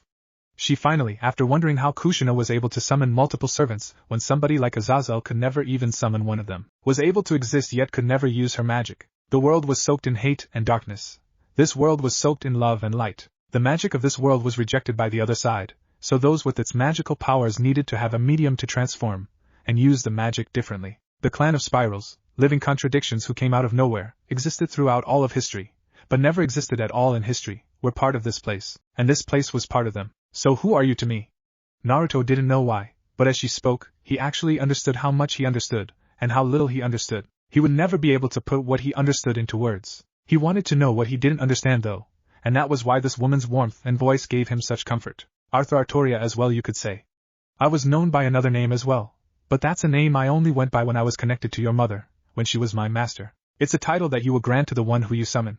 Artoria spoke, and the second he got her name from her, Naruto could see her face. His body was finally able to recognize her face for what it was, and his hands touched his own cheekbones and chin. Your face, I recognize it. While you inherited your mother's face, you inherited my colors, it seems. Sorry, I really wish you could have gotten your mother's beautiful hair and skin. I don't know where your blue eyes came from though. Artoria spoke as she reached out again, and her thumb touched under his eye as her fingers ran across his hair gently. The last time she had seen him was when he was a newborn, and she couldn't really tell what all he would inherit from her. Naruto's lip trembled. No sadness or anger, nothing but a pure joy filled his heart as he locked eyes with somebody who, despite being a woman, was still just as great a part of his birth as his mother had been. Naruto just reached up and grabbed her hand from his face, and looked down at it. He wasn't capable of feeling anything other than joy and calm, even if he wanted to feel something. I have so many questions. Hopefully, you will have time one day to ask them. Naruto, please just let me gaze at your face for a while. There are many things I want to tell you and I don't know where to start. Please allow this selfish desire of mine. You're grown so much, it's hard to believe. Artoria wasn't like Naruto, who wasn't capable of feeling sadness or anger in this place. Emotions flooded her, and she could only savor this feeling of her son returning to her, for however briefly it was. She just wanted to touch him, and hold him. She didn't want to let go of him, because this was her son. This was a boy that carried her will, her soul, and her hopes for the future. He was so special and unique to her, and she had so little time with him. His eyes were so blue, and they showed her his soul to such a horrifying degree. You've been hurt so badly, but you still possess the quality to become king. You've never had anyone, yet you were still such a good person at heart. I am so proud of you that no amount of praise could ever be enough to describe to you my feelings accurately. Artoria spoke to Naruto. I won't remember any of this. I can't keep my memories of this place, can I? Naruto spoke with his joy fading as his body started to gain a light glow to it. Artoria didn't know the answer, but if Naruto was saying it, then she had to believe in his instincts, and that it was true. No, I don't believe you can. Then tell me, just say the words that I want to hear. I might not remember them, but I still want to hear them. Naruto's entire lower body was gone, and his upper body was half gone as well. Naruto looked Artoria in the eyes, and she nodded her head with a smile. Uzumaki Naruto, son of Maelstrom, I, Artoria Pendragon, your father, love you. Hopefully, one day we can be reunited in some way, and when you die, you will come back here to me, and by that time I will have found your mother. Oh, you need a gift after all these years, don't you? Naruto woke up. Asia was next to him, still asleep with her arms cuddling up against him, using his arm as a pillow. Naruto reached up, and he touched his cheeks. They were wet with tears that he didn't remember shedding, over a dream that he didn't remember having. Naruto felt like a small weight in his heart was gone though, even though he didn't know what that weight was. Stronger than ever before, he wished he could meet his father. Chapter end. Well, we finally got directions to the church. Yes, we did. Asia responded to him with slightly red cheeks. She had woken up in quite the embarrassing position, sleeping cuddled up to him, while she drooled all over his chest and arm, hugging him for warmth in the chilled night. Despite it being a little cool at night, she had a great night's sleep. Last night was an experience. I didn't know you could cook. Asia had never had wild boar before, but it had been delicious. Naruto scratched the back of his head. He felt different, very different than he did when he went to bed. For starters, he woke up feeling like he had forgotten something amazing and important to him. He was less angry on the inside for some reason as well. The anger inside of him was still there, but it was pushed down deeper than it was before so that he didn't have many of his usual stray thoughts of the angry variety. It was just meat. A man needs to be able to cook meat. Did I do anything to you last night when I was asleep, or say anything in my sleep? Naruto asked Asia with a glance towards her. With them on the right track towards the church, it would be an hour or two of walking before they got there. Sure, they could take a bus no problem, but neither of them really wanted to do that. He felt like last night was super important to him. No, you didn't say anything. Asia couldn't admit to what she had heard him cry last night. His face had gone through a lot of emotions, but what woke her up were the soft cries he made in his sleep. She had cuddled him to try and comfort him, but his emotions in his sleep had been all over the place. He spoke soft and gentle words in his sleep, but very few of them were in any language she understood. She did understand the English word for father though. He dreamed of his father apparently. Ah, good. Naruto was glad that he didn't say anything, since he didn't remember his dream. Only the emotions he felt when he woke up from the dream. There was an uncomfortable silence this time. So you live in a tent, why don't you have a family? Asia felt bad asking this question at all, since she understood what it was like to not have family. Naruto lived on his own in a tent in the park, so it was hard to make any guess about his family that didn't come to the conclusion that he was an orphan like her. I'm sorry if that's too personal, forget I asked. They died when I was born, the entire Uzumaki family as a whole was slaughtered. I've never had a family for as long as I can remember, but it's not so bad honestly. I mean, I'm happy and healthy, so I'm sure my parents would be happy with that. Naruto grumbled low enough for her to hear, but the discomfort in his voice meant that he didn't like what he was talking about. He was just talking about it because she was the one who asked him. Asia nodded quickly. Too quickly. Yes, I understand. When I was a baby I was left with the church. I became a saint really young when I activated my sacred gear. I understand what it's like to be surrounded by those who adore you, but no have the love of a family. Asia couldn't see Naruto as anything but a great guy. It would make sense for people to love and adore him. The crowd of people paying for his food at the mall was proof of that. Naruto didn't say anything to correct her. There was no need to make her feel bad over getting that wrong, or guilting her into feeling pity for him over something so small. In all honesty, while he was infamous among regular people, among horrible people he was quite adored for his power. "Now Naruto, HM? Issei?" Naruto asked when he heard a familiar voice scream out for him.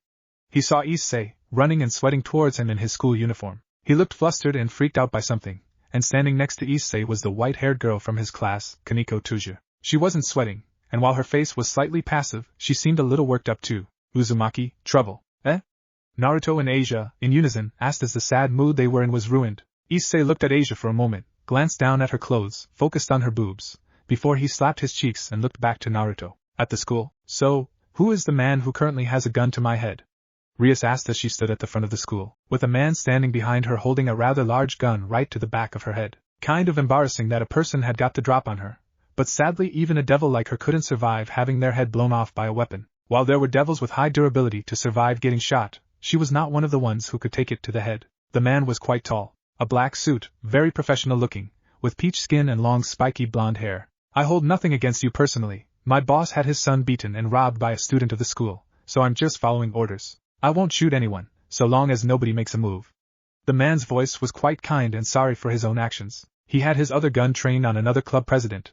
There were many men in suits who had each of the club presidents of the school on their knees. Many were in tears and quietly pleading for themselves not to be shot in the head.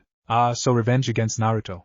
Rias calmly analyzed, since she remembered Naruto taking down some thugs at the school. They lost their money to Naruto as punishment for attempting to pick a fight with him. All the school clubs had been forced to send their club members out across the city to try and find Naruto, and while no doubt some would use this as a chance to escape, she knew that her own peerage would find Naruto. That, or Sona's peerage would find Naruto. She was just standing silently as she had as a knife touching her neck, arms crossed much like herself as she analyzed the situation. Good, with this I can more accurately judge Naruto. Sona could use this situation to her advantage. Rias could practically hear her thoughts without needing to. Honestly, the boy is being really stubborn. He was just like his mother that way. "Oh?" Rias was interested as she looked at the man behind her without moving too much, and she saw a melancholic look to his eyes. This man with kind eyes, he was quite a person of interest if he knew who Naruto's mother was. "Do tell more about her. Naruto's quite the talk of the school right now. She had hair like blood, and eyes that could stare right into your soul. If I had to label her, I would say that she was passion incarnate. She never went anywhere without her personal guard, a young person in a black suit, either a very beautiful man, or quite the handsome woman." The man fondly remembered Kushina. Rias touched her own hair. She didn't know that she shared the same hair color as Naruto's mother. That was quite interesting. She never asked too much about the Uzumaki, or rather their red hair was never the focus of the conversation. If she had heard that Uzumaki were redheads, her brain might have just forgotten due to the information not being important. Nobody at this school is going to get hurt, correct? So long as Naruto shows up, nobody but him will get hurt. The man was happy to confirm for her. Confirmation meant willing obedience, and willing obedience meant that he would not need to take her life right now. "We're professionals, the boss just wants Naruto's head for humiliating his son." Rias felt like this situation was quite exciting, all things considered, since this was the genuine Yakuza that she was dealing with right now. That was as Japanese as it got, dealing with such a high-level group of thugs and thieves. These were the lowest of the Japanese low, the honorable among thieves. "So, how did you know his mother?" Rias asked politely. "Just to pass the time at this point. I was eating at a ramen stall, when I saw a beautiful woman enter with her guard and sit down. I was instantly attracted to her hair, but I was young and stupid, so I challenged her guard to a fight to take her. I was new in the business, and didn't know how to judge a person's aura very well. Hey, Yakuza bitches! It would seem my club was able to come back successful." Rias saw Kaneko and Issei with Naruto, and some nun, running through the school gates. "A nun? Why is Naruto with a nun?" Rias asked, since that made no sense to her at all. The girl seemed quite worried about something, and now that she looked at her, Rias felt something was off about her as well. She made eye contact with Kaneko, who nodded her head in confirmation. The nun had a sacred gear, good to know. Oh wow, he's got his mother's face, but it's mixed together with his mother's guard's features. Where do those eyes come from though? Oh, he is pissed. The man judged the size and strength of Naruto's fighting spirit, and it was in no way something to be underestimated. He let go of Rias, and he looked at his men, some of who were shrinking back slightly under the dominating aura of the teen walking towards them. Naruto was visibly pissed off. "Uzumaki Naruto, I applaud your courage and honor for coming to school to face us. All the students are unharmed, and we will not harm a single student if you comply. Give me your name. Naruto made a calm demand. Contrary to his appearance, his voice was very even. One of his men jumped the gun. Bang! Rah! He gave a battle cry as he shot a round into Naruto's arm, before he drew his sword and started to run towards Naruto. He was the first affected by Naruto's aura, and attacked in a panic when he realized the danger that allowing Naruto time to think was to them. Oh shit! Issei saw Naruto take a bullet to the arm, but Naruto just punched the guy in the face the moment that he got within striking range. Issei felt a pang of emotion in his left hand. He groaned and looked at Naruto, feeling something ominous about him for a moment. Well, this is quite the interesting friend you've made, partner. It seems that bastard Merlin managed something quite unique after all. To think the wizard who stole from me and the white one produced something. Huh? Issei was confused. Wizard? Issei didn't know where that voice came from, but he was pretty sure that he had never heard of a wizard who dealt with S before. Naruto was nearly done already. Only the calmest of the men, who was standing behind Rias, was left of the Yakuza. Naruto stomped on a man's thigh, and shattered it with the heel of his foot with no mercy. He shouted in pain before quickly blacking out due to the sheer agony of his femur being broken. Give me your name. Minato Namikaze, disciple of the great sage of the Toad Mountain. I'm 38 years old, single, and while I'm with the Yakuza I do my best to live a peaceful life and hurt as few as I can. My hobbies are cooking, cleaning, and studying martial arts under my master. I hold no personal grudge against you, but due to orders I need to eliminate you. Minato stepped forward and rolled his sleeves up. His eyes turned yellow and he gained bar pupils, with red rings around his eyes as he looked towards Naruto. As soon as his eyes changed, he put sunglasses over his eyes so that nobody could see the change. Kaneko froze. Inside of Minato's mind's eye, this is quite the overwhelming aura. This boy has everything his mother had and more. Minato thought as he looked at Naruto's aura. He stared at something massive and overwhelming. And what do we have here? An intruder in mommy's private space. To think that my allied partner is fighting such a rude opponent. What curse would you like inflicted upon you? You think to invade the personal space of my partner, the next ruler of Japan.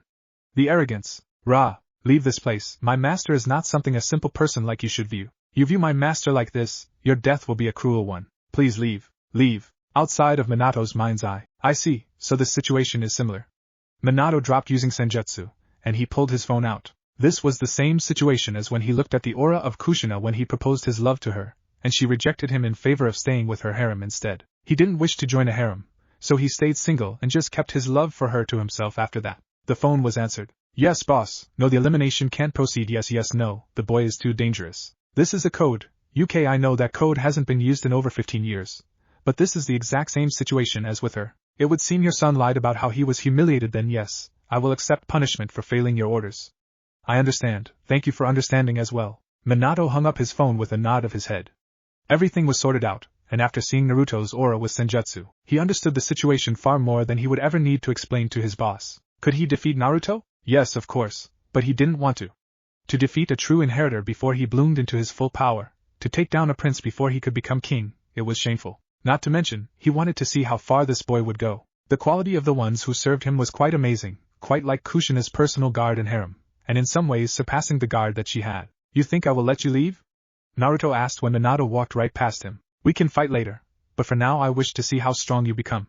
Minato just smiled at Naruto as he put his sunglasses in his pocket. He could hardly wait for the day that Naruto came into his own as a man. It would be a great battle for sure. Chapter end. Wow, this tea was awesome. Thanks Asia, see you later. Feel free to come by anytime you want.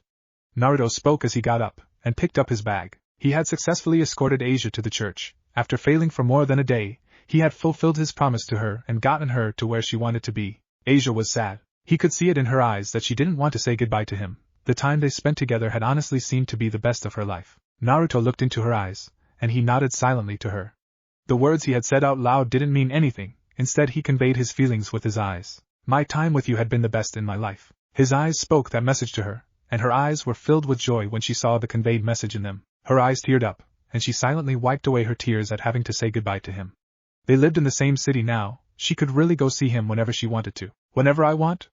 Asia didn't just want to see it in his eyes. She wanted to hear it more than she wanted to hear anything in her life. If she was allowed to be selfish, this would be one of the selfish things that she wanted. To make Naruto say the words that she needed to hear. Whenever you want, I love talking with you, and being around you. I'll let you get to your people though, since you must have some church stuff to do. Naruto looked around, and he could see some women and men waiting for them to finish. The men, for the most part, wore priest clothing while the women were wearing a goth lowly outfit and a trench coat, with a man wearing a trench coat as well. Thank you for taking care of Asia for us. We have a very important ritual to accept her into the church tonight, after all. It's not a problem, Rainier, Naruto stated as he looked at the person who had greeted the two of them when they got to the church. She gave him a rather creepy feeling, but then again he got the same feeling from most women. He didn't like the word ritual, and Asia seemed a little surprised about a ritual as well. You people better take care of Asia, because if you don't I'll take care of all of you. Naruto laid his not very subtle threat down on the table. With that, Naruto stood up while Rainier smiled at him and put a hand on Asia's shoulder, and Naruto left the church. -2 hours later. Hey Naruto, so, I know this is a bit of a surprise, but you brought some friends with you?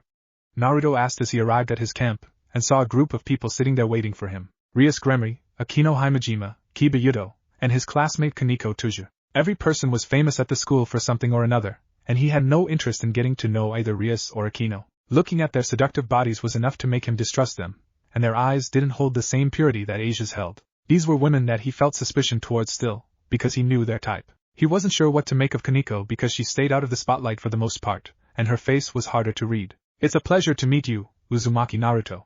Rias stood up and greeted him. Issei showed them where Naruto set his camp up. The pleasure must all be yours, because it's not a pleasure for me to meet you. Naruto informed her with a glare at her. She just smiled in response to the glare, and Naruto looked at Issei with narrowed eyes. How much about me did you tell them? Naruto questioned them, since none of them seemed surprised that he lived in the park in a tent. That or they had been at his home for a while he was out. Just that you killed a bear, nothing else. Bucho wants to ask you something important though, so I brought them here. I don't know what it is. Issei very quickly defended himself, and kind of threw Rias under the proverbial bus. He didn't mean to, but the way that Naruto's eyes turned to stare into her soul meant that he didn't take her wanting anything from him very well. The atmosphere was tense. Yes, I just want to start by congratulating you on what you did at school today. Your actions were heroic and brave. How is your arm? Rias asked him, since he had been shot in the arm. That had to hurt, and she could have it healed with a little difficulty. Naruto looked at her, before he rolled his sleeve up and showed his healed arm. Asia healed it for him on the way to the church after he left the school, so he had no reason to respond to her words on his injury. Bucho, maybe a more direct approach would be appropriate. Kaneko stated, since from her limited amount of time following Naruto at school and watching him during class, she could tell what kind of guy he was. He was a good man, but he never talked to any of the female classmates if he could help it. When they praised him, he looked annoyed, and when they seemed afraid of him, he was even more annoyed by them.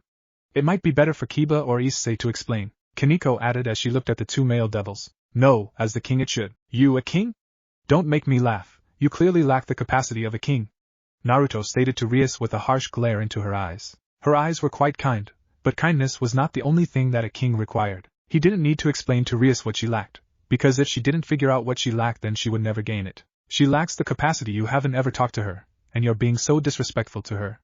I think you should say that again after getting to know her. Kiba rejected Naruto's rejection of Rias with some disdain for Naruto's words. Naruto looked at Kiba, and he saw the boy carried himself with the air of a warrior. She lacks the capacity of a king, but you're a fine knight. Ironclad resolve, devotion, drive, a desire for something greater than yourself lies in your eyes. You hold an intense drive for justice, and an equally intense hatred. Naruto complimented Kiba as he sat down across from Kiba and stared into his eyes. In that moment of anger that Kiba showed Naruto in defense of Rias, he had been able to see quite a bit in his eyes. You're correct, I am a proud knight of my king, a king I serve with no reservations. Kiba still took Naruto's slight against Rias to heart. He wasn't happy to get complimented by Naruto, but he did have a question. Wait, you know I'm a knight? Kiba asked with surprise. Naruto blinked in confusion. What?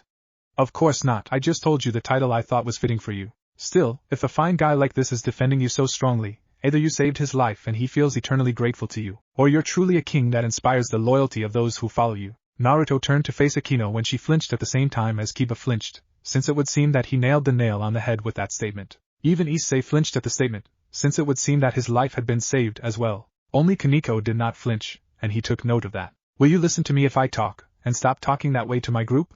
Rias asked Naruto calmly, not liking the way he was talking to her servants. There was a thinly veiled anger in her voice, and Naruto grinned at her eyes. Naruto liked those eyes more. Those were eyes that conveyed the emotions that she was concealing, meaning that they were far more honest. Answer this first.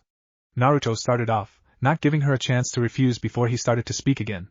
Why should I listen to you? Naruto asked her a rather simple question. He wasn't one for complicated questions after all. Rias tried to analyze his words. Because her tits are awesome sauce incarnate. I'm an ass man, Issei, so if I was going to listen to anyone it would be the only girl here that actually has a toned body. Naruto gestured to Kaneko, who actually did have muscle tone on her body. Rias and Akino were both sexy, and had thin waists, but they didn't have the same kind of muscle tone that Kaneko had. While the petite girl lacked a size pack, she also lacked the same kind of fats on her body that Rias and Akino had. She had a muscle quality that made her body look far healthier than either of the large-breasted girls. Pervert. Oh, don't get me wrong, I have no interest in you, Kaneko, but to me you are far more attractive than either of these two. You clearly train your body, and have a clear goal you're working towards. You're a 9 out of 10, while these two are barely worth a 6 or 7, Naruto explained as he judged them as harshly as he could. He stared right into Rias' eyes when he said that, and he clicked his teeth in annoyance. He was being honest, but he was purposely being as rude as he could to make them leave him alone. By playing the part of the asshole, he could hopefully prevent them from trying to keep coming by to talk. Well, quite rude, isn't it, Kaneko? Akino asked the younger girl, who was just looking at Naruto with confused eyes. He thinks I'm hotter than Rias or Akino because I train my body, or is it because I have a goal? Kaneko was honestly flattered by the way he spoke of her attractiveness in such a neutral tone. He clearly, so very clearly, didn't like admitting it, and he didn't seem to have any feelings for her either. They had never really spoken in class, and he didn't try to talk to any of the girls when he didn't have to. She didn't know if he was a pervert or not, and that was confusing. So you will listen? Fine, I'll listen to you, Naruto stated as he stared down Rias. I want you to become a devil in my peerage. I want you to become my rook, Rias stated simply, but she would be more than glad to explain everything to him if he asked. No doubt he would ask after all. She just gave him quite the offer, and most would have questions about it. No, just no? No questions? Rias asked him. His answer was quite and very clear. He didn't want to join her peerage. It seemed his quickness to answer shocked the rest of her peerage as well. Naruto nodded his head. Explain to me why I would want to be in this peerage of yours, or become your devil? Naruto asked her in response. Rias thought on it. Well, you lack a family. We of the Gremory clan treat our servants as if they were our family, so by accepting you would have affection and family. You would also have protection, and would get stronger since you attract trouble. Ask everyone here what it is like being in my peerage. Rias gestured to her peerage that was present. She wanted to explain this the best that she could. Rias saved me, and gave me a reason to live. She's extremely kind and loving, like a big sister, and I know I can count on her. Kiba was the first and fastest to step forward. He had a point to prove to Naruto, and he made sure that their blue eyes connected when he spoke. Akino went next. She loves me dearly, and I love her as well. I might be her servant, but no matter how many times she has called me one, she has never made me feel like a servant before. I've always felt like she was a sister to me. Akino admitted her true feelings, but instead of looking at Naruto, she looked at Rias instead. She smiled genuinely at the girl, who smiled back at her, before she looked at Naruto. She's got great tits, but she's also really kind and understanding, and she supports my dream of being a harem king even if she knows it is stupid. Issei admitted as well, and his stupid reason to start with, even he gave quite a heartfelt reason for being happy in her peerage. Naruto stared at Kaneko. I'm happy here. Now tell me, Rias, what do you gain from this? Why do you want me? Naruto asked her with narrowed eyes since he had the honest answers from her peerage. He could judge half of her character from this, but he needed to hear her answer to judge the rest of it. Rias got comfortable. I have 3 reasons actually. Explain then. Naruto offered her the chance. The first is my own selfish reason. You have a sacred gear, and a lot of potential. This is the only reason that can be called a selfish one. You're aware of Asia and Issei's sacred gears, and Kiba has one as well. I have experience with helping those with sacred gears as well. You would do well with me. Rias flinched when she saw his eyes harden, and he looked at her with stone-cold blue eyes filled with nothing but disdain for that answer. You're not going to lash out at that answer? Rias questioned. She could see how much he wanted to snap at her. Continue. You said that is your selfish reason. If that was your only reason, I would punch you right now. Let me hear your other 2 reasons, the ones that aren't selfish. Naruto gripped his fists together, as he heard perhaps the very worst answer. It took all his mental strength not to lash out at Rias and remain calm. Bitch wanted his power, like all the other thoughts in his life. You're aware of the Uzumaki slaughter well, while my family had nothing to do with it. It was a rogue faction of devils who slaughtered your family. Even though I can never replace the family you lost, I wish to make amends for my species. Crunch. Naruto's fist sank into the bark of a tree, and his eyes were filled with anger at her statement. Continue. Are any of these rogue devils alive? Naruto asked Rias with narrowed eyes. Most were killed, but those who surrendered are having lifetime sentences.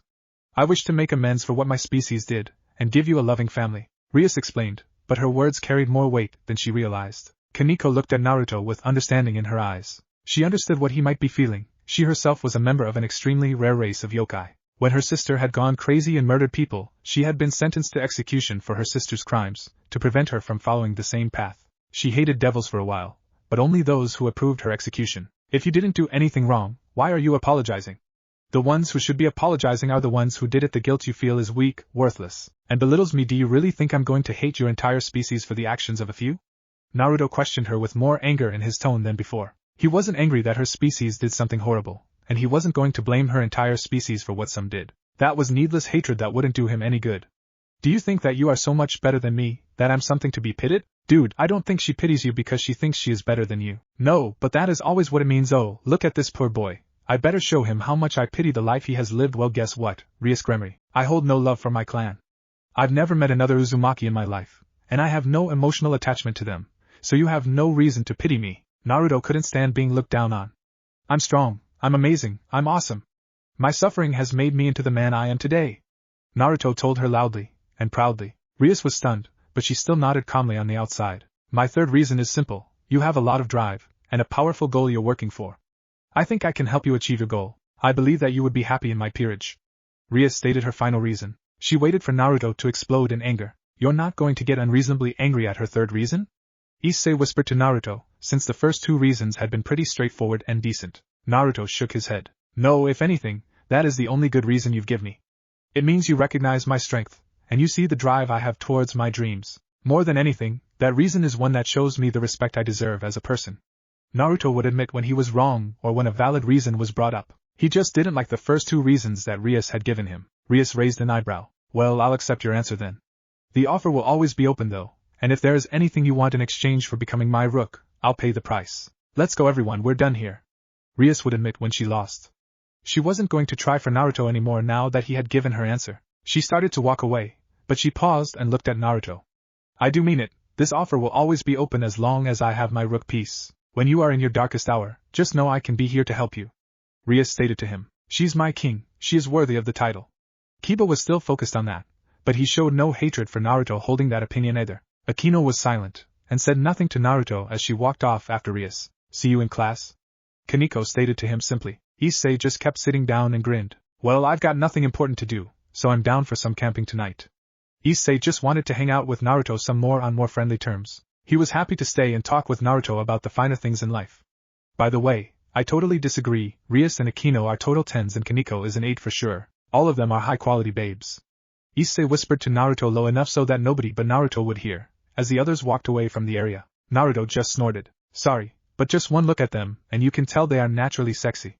Their sex appeal took no effort, while Kaneko had to work hard to get her toned body where it is at. That shows inner determination, and it's a lot more impressive than a girl who was born hot.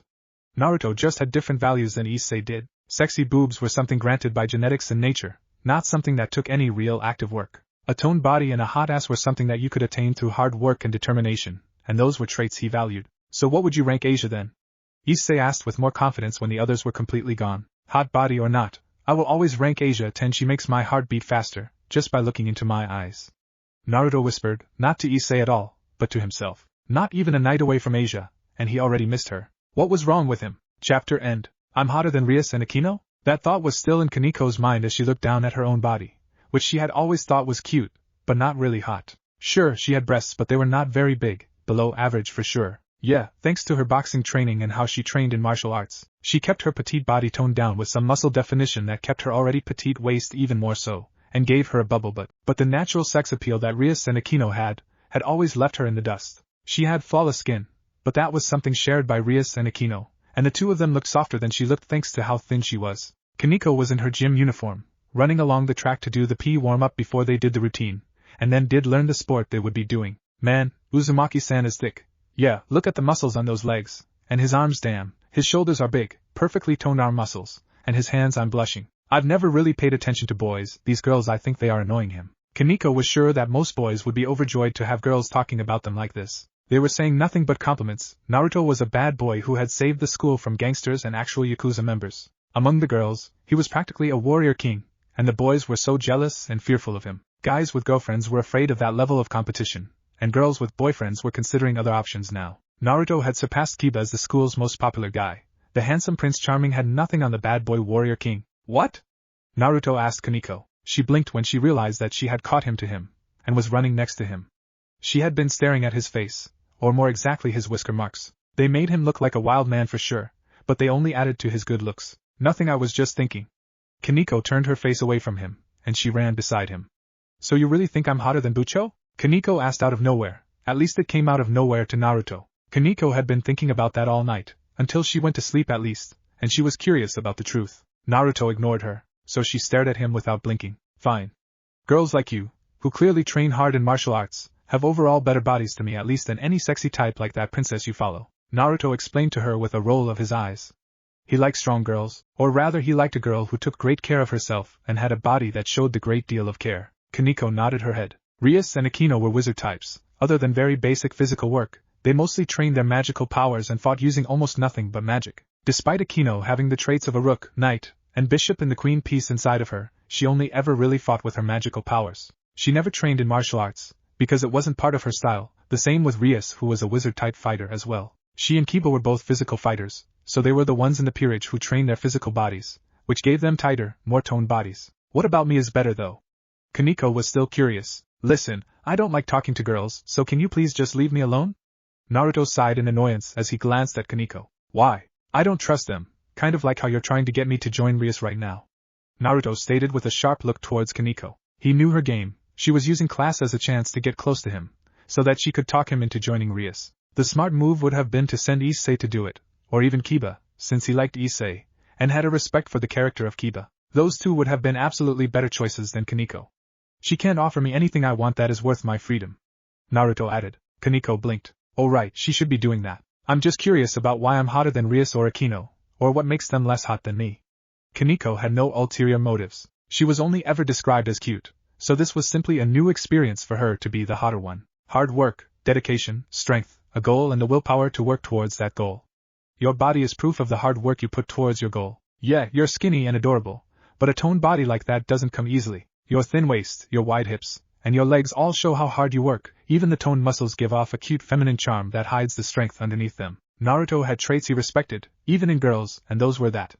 Kaneko had those traits. It was as simple as that. She was naturally petite, yes, but she didn't have much body fat on her. It was mostly soft muscle one would expect of a toned girl. Her thighs were toned, without being overly muscular, but even with her body toned she managed to look really soft as well. Kaneko smiled for a moment. Thank you, you know you're very kind, aren't you?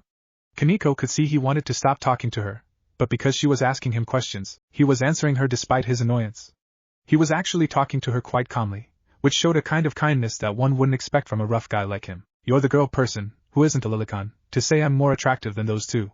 Kaneko added in. Naruto glared at her. I am not kind. You're very kind.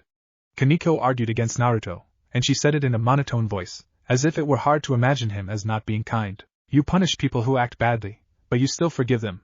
You save people in danger, even if it puts you at risk. You don't like talking to girls, but you're talking to me because I'm self-conscious about my looks. You are very kind. Kaneko stated bluntly. Those were just some of the things that he had done. He was a very kind person. It was clear in his eyes that he was kind as well. Even after the world had hurt him, even with no family at all in his life, he still had eyes that reached out to others to help them. His eyes were even more kind than Rias' eyes that Kaneko had come to know for a good portion of her life. She knew kind eyes, and Naruto's eyes were the prettiest blue eyes that she had ever seen before. Naruto ran ahead of her. I'm not kind. You're very kind. Kaneko chased after him, and she realized that she found a part of his personality that he wasn't fond of. She wanted to smile, because this was priceless that she had stumbled across something that seemed to make him very uncomfortable. He didn't handle being complimented very well, and as sad as it was that he didn't know how to take a compliment, the way his nose turned red and it spread to his cheeks was just too much for her not to tease.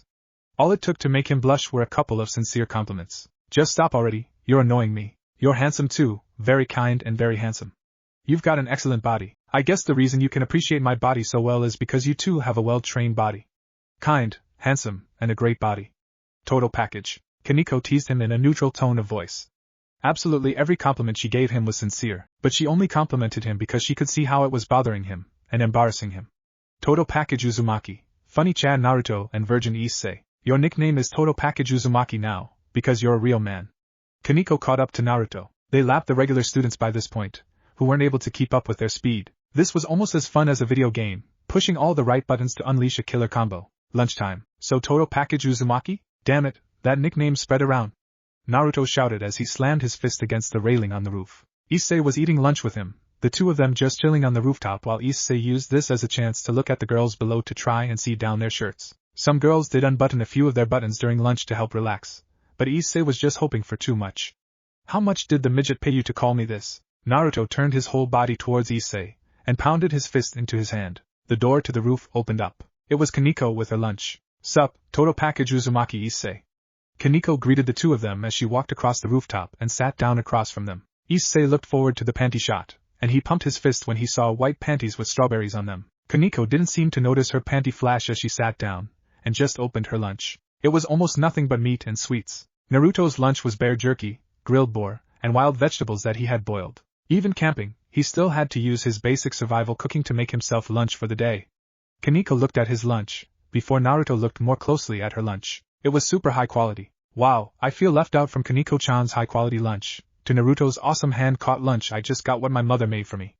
Issei looked down at his own lunch. His lunch could not compare to the appeal of high quality and fresh ingredients, not with his store-bought ingredients. Naruto used his chopsticks and grabbed some of his lunch. Here, I'll trade some jerky for some omelet. Naruto gave Issei part of his lunch, and took a portion as well. Kaneko reached out to help herself to Issei's lunch as well, but without offering anything of her own. Whoa, what do you think you're doing? Naruto blocked Kaneko's chopsticks with his own. She clacked them together. TSK. Kaneko just clicked her teeth together and started to eat her lunch. She looked down at Naruto's lunch, and her mouth watered when she realized how good it smelled. You killed those yourself, it smells good. Kaneko stated very bluntly as she eyed his lunch.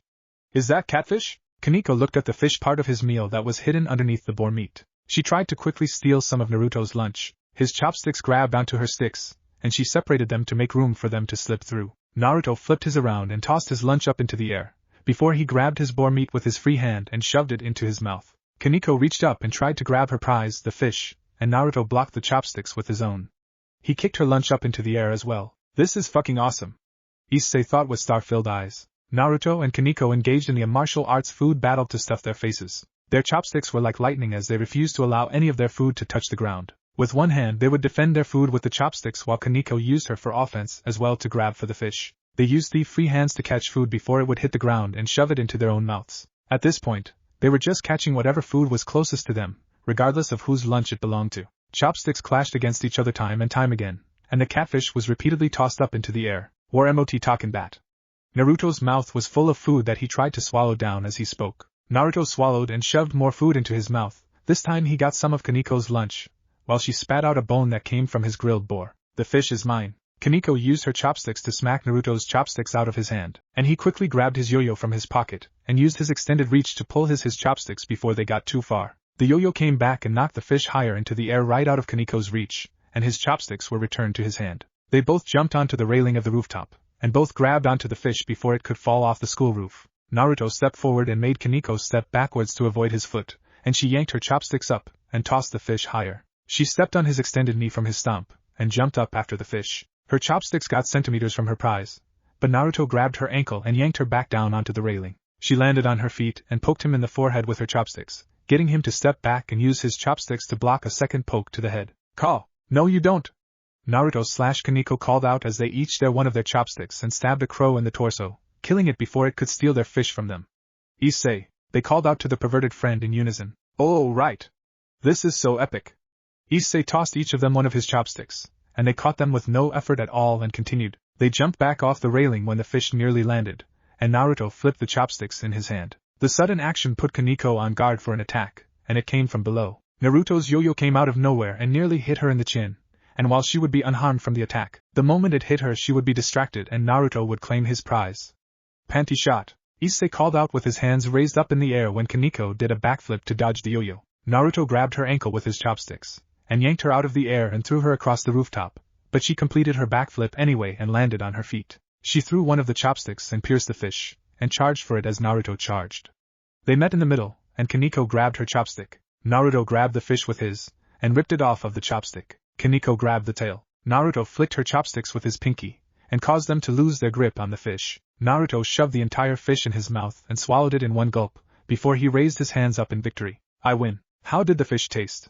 Kaneko asked Naruto with a dull, but sour tone since she lost. She had a smirk on her face though when she saw Naruto's face change from victory to defeat when the realization that he didn't even taste the fish came to his mind. It's a draw, Kaneko stated to him as she crossed her arms. No, I win, I got the fish, even if I couldn't taste it still ate it. Total package Uzumaki.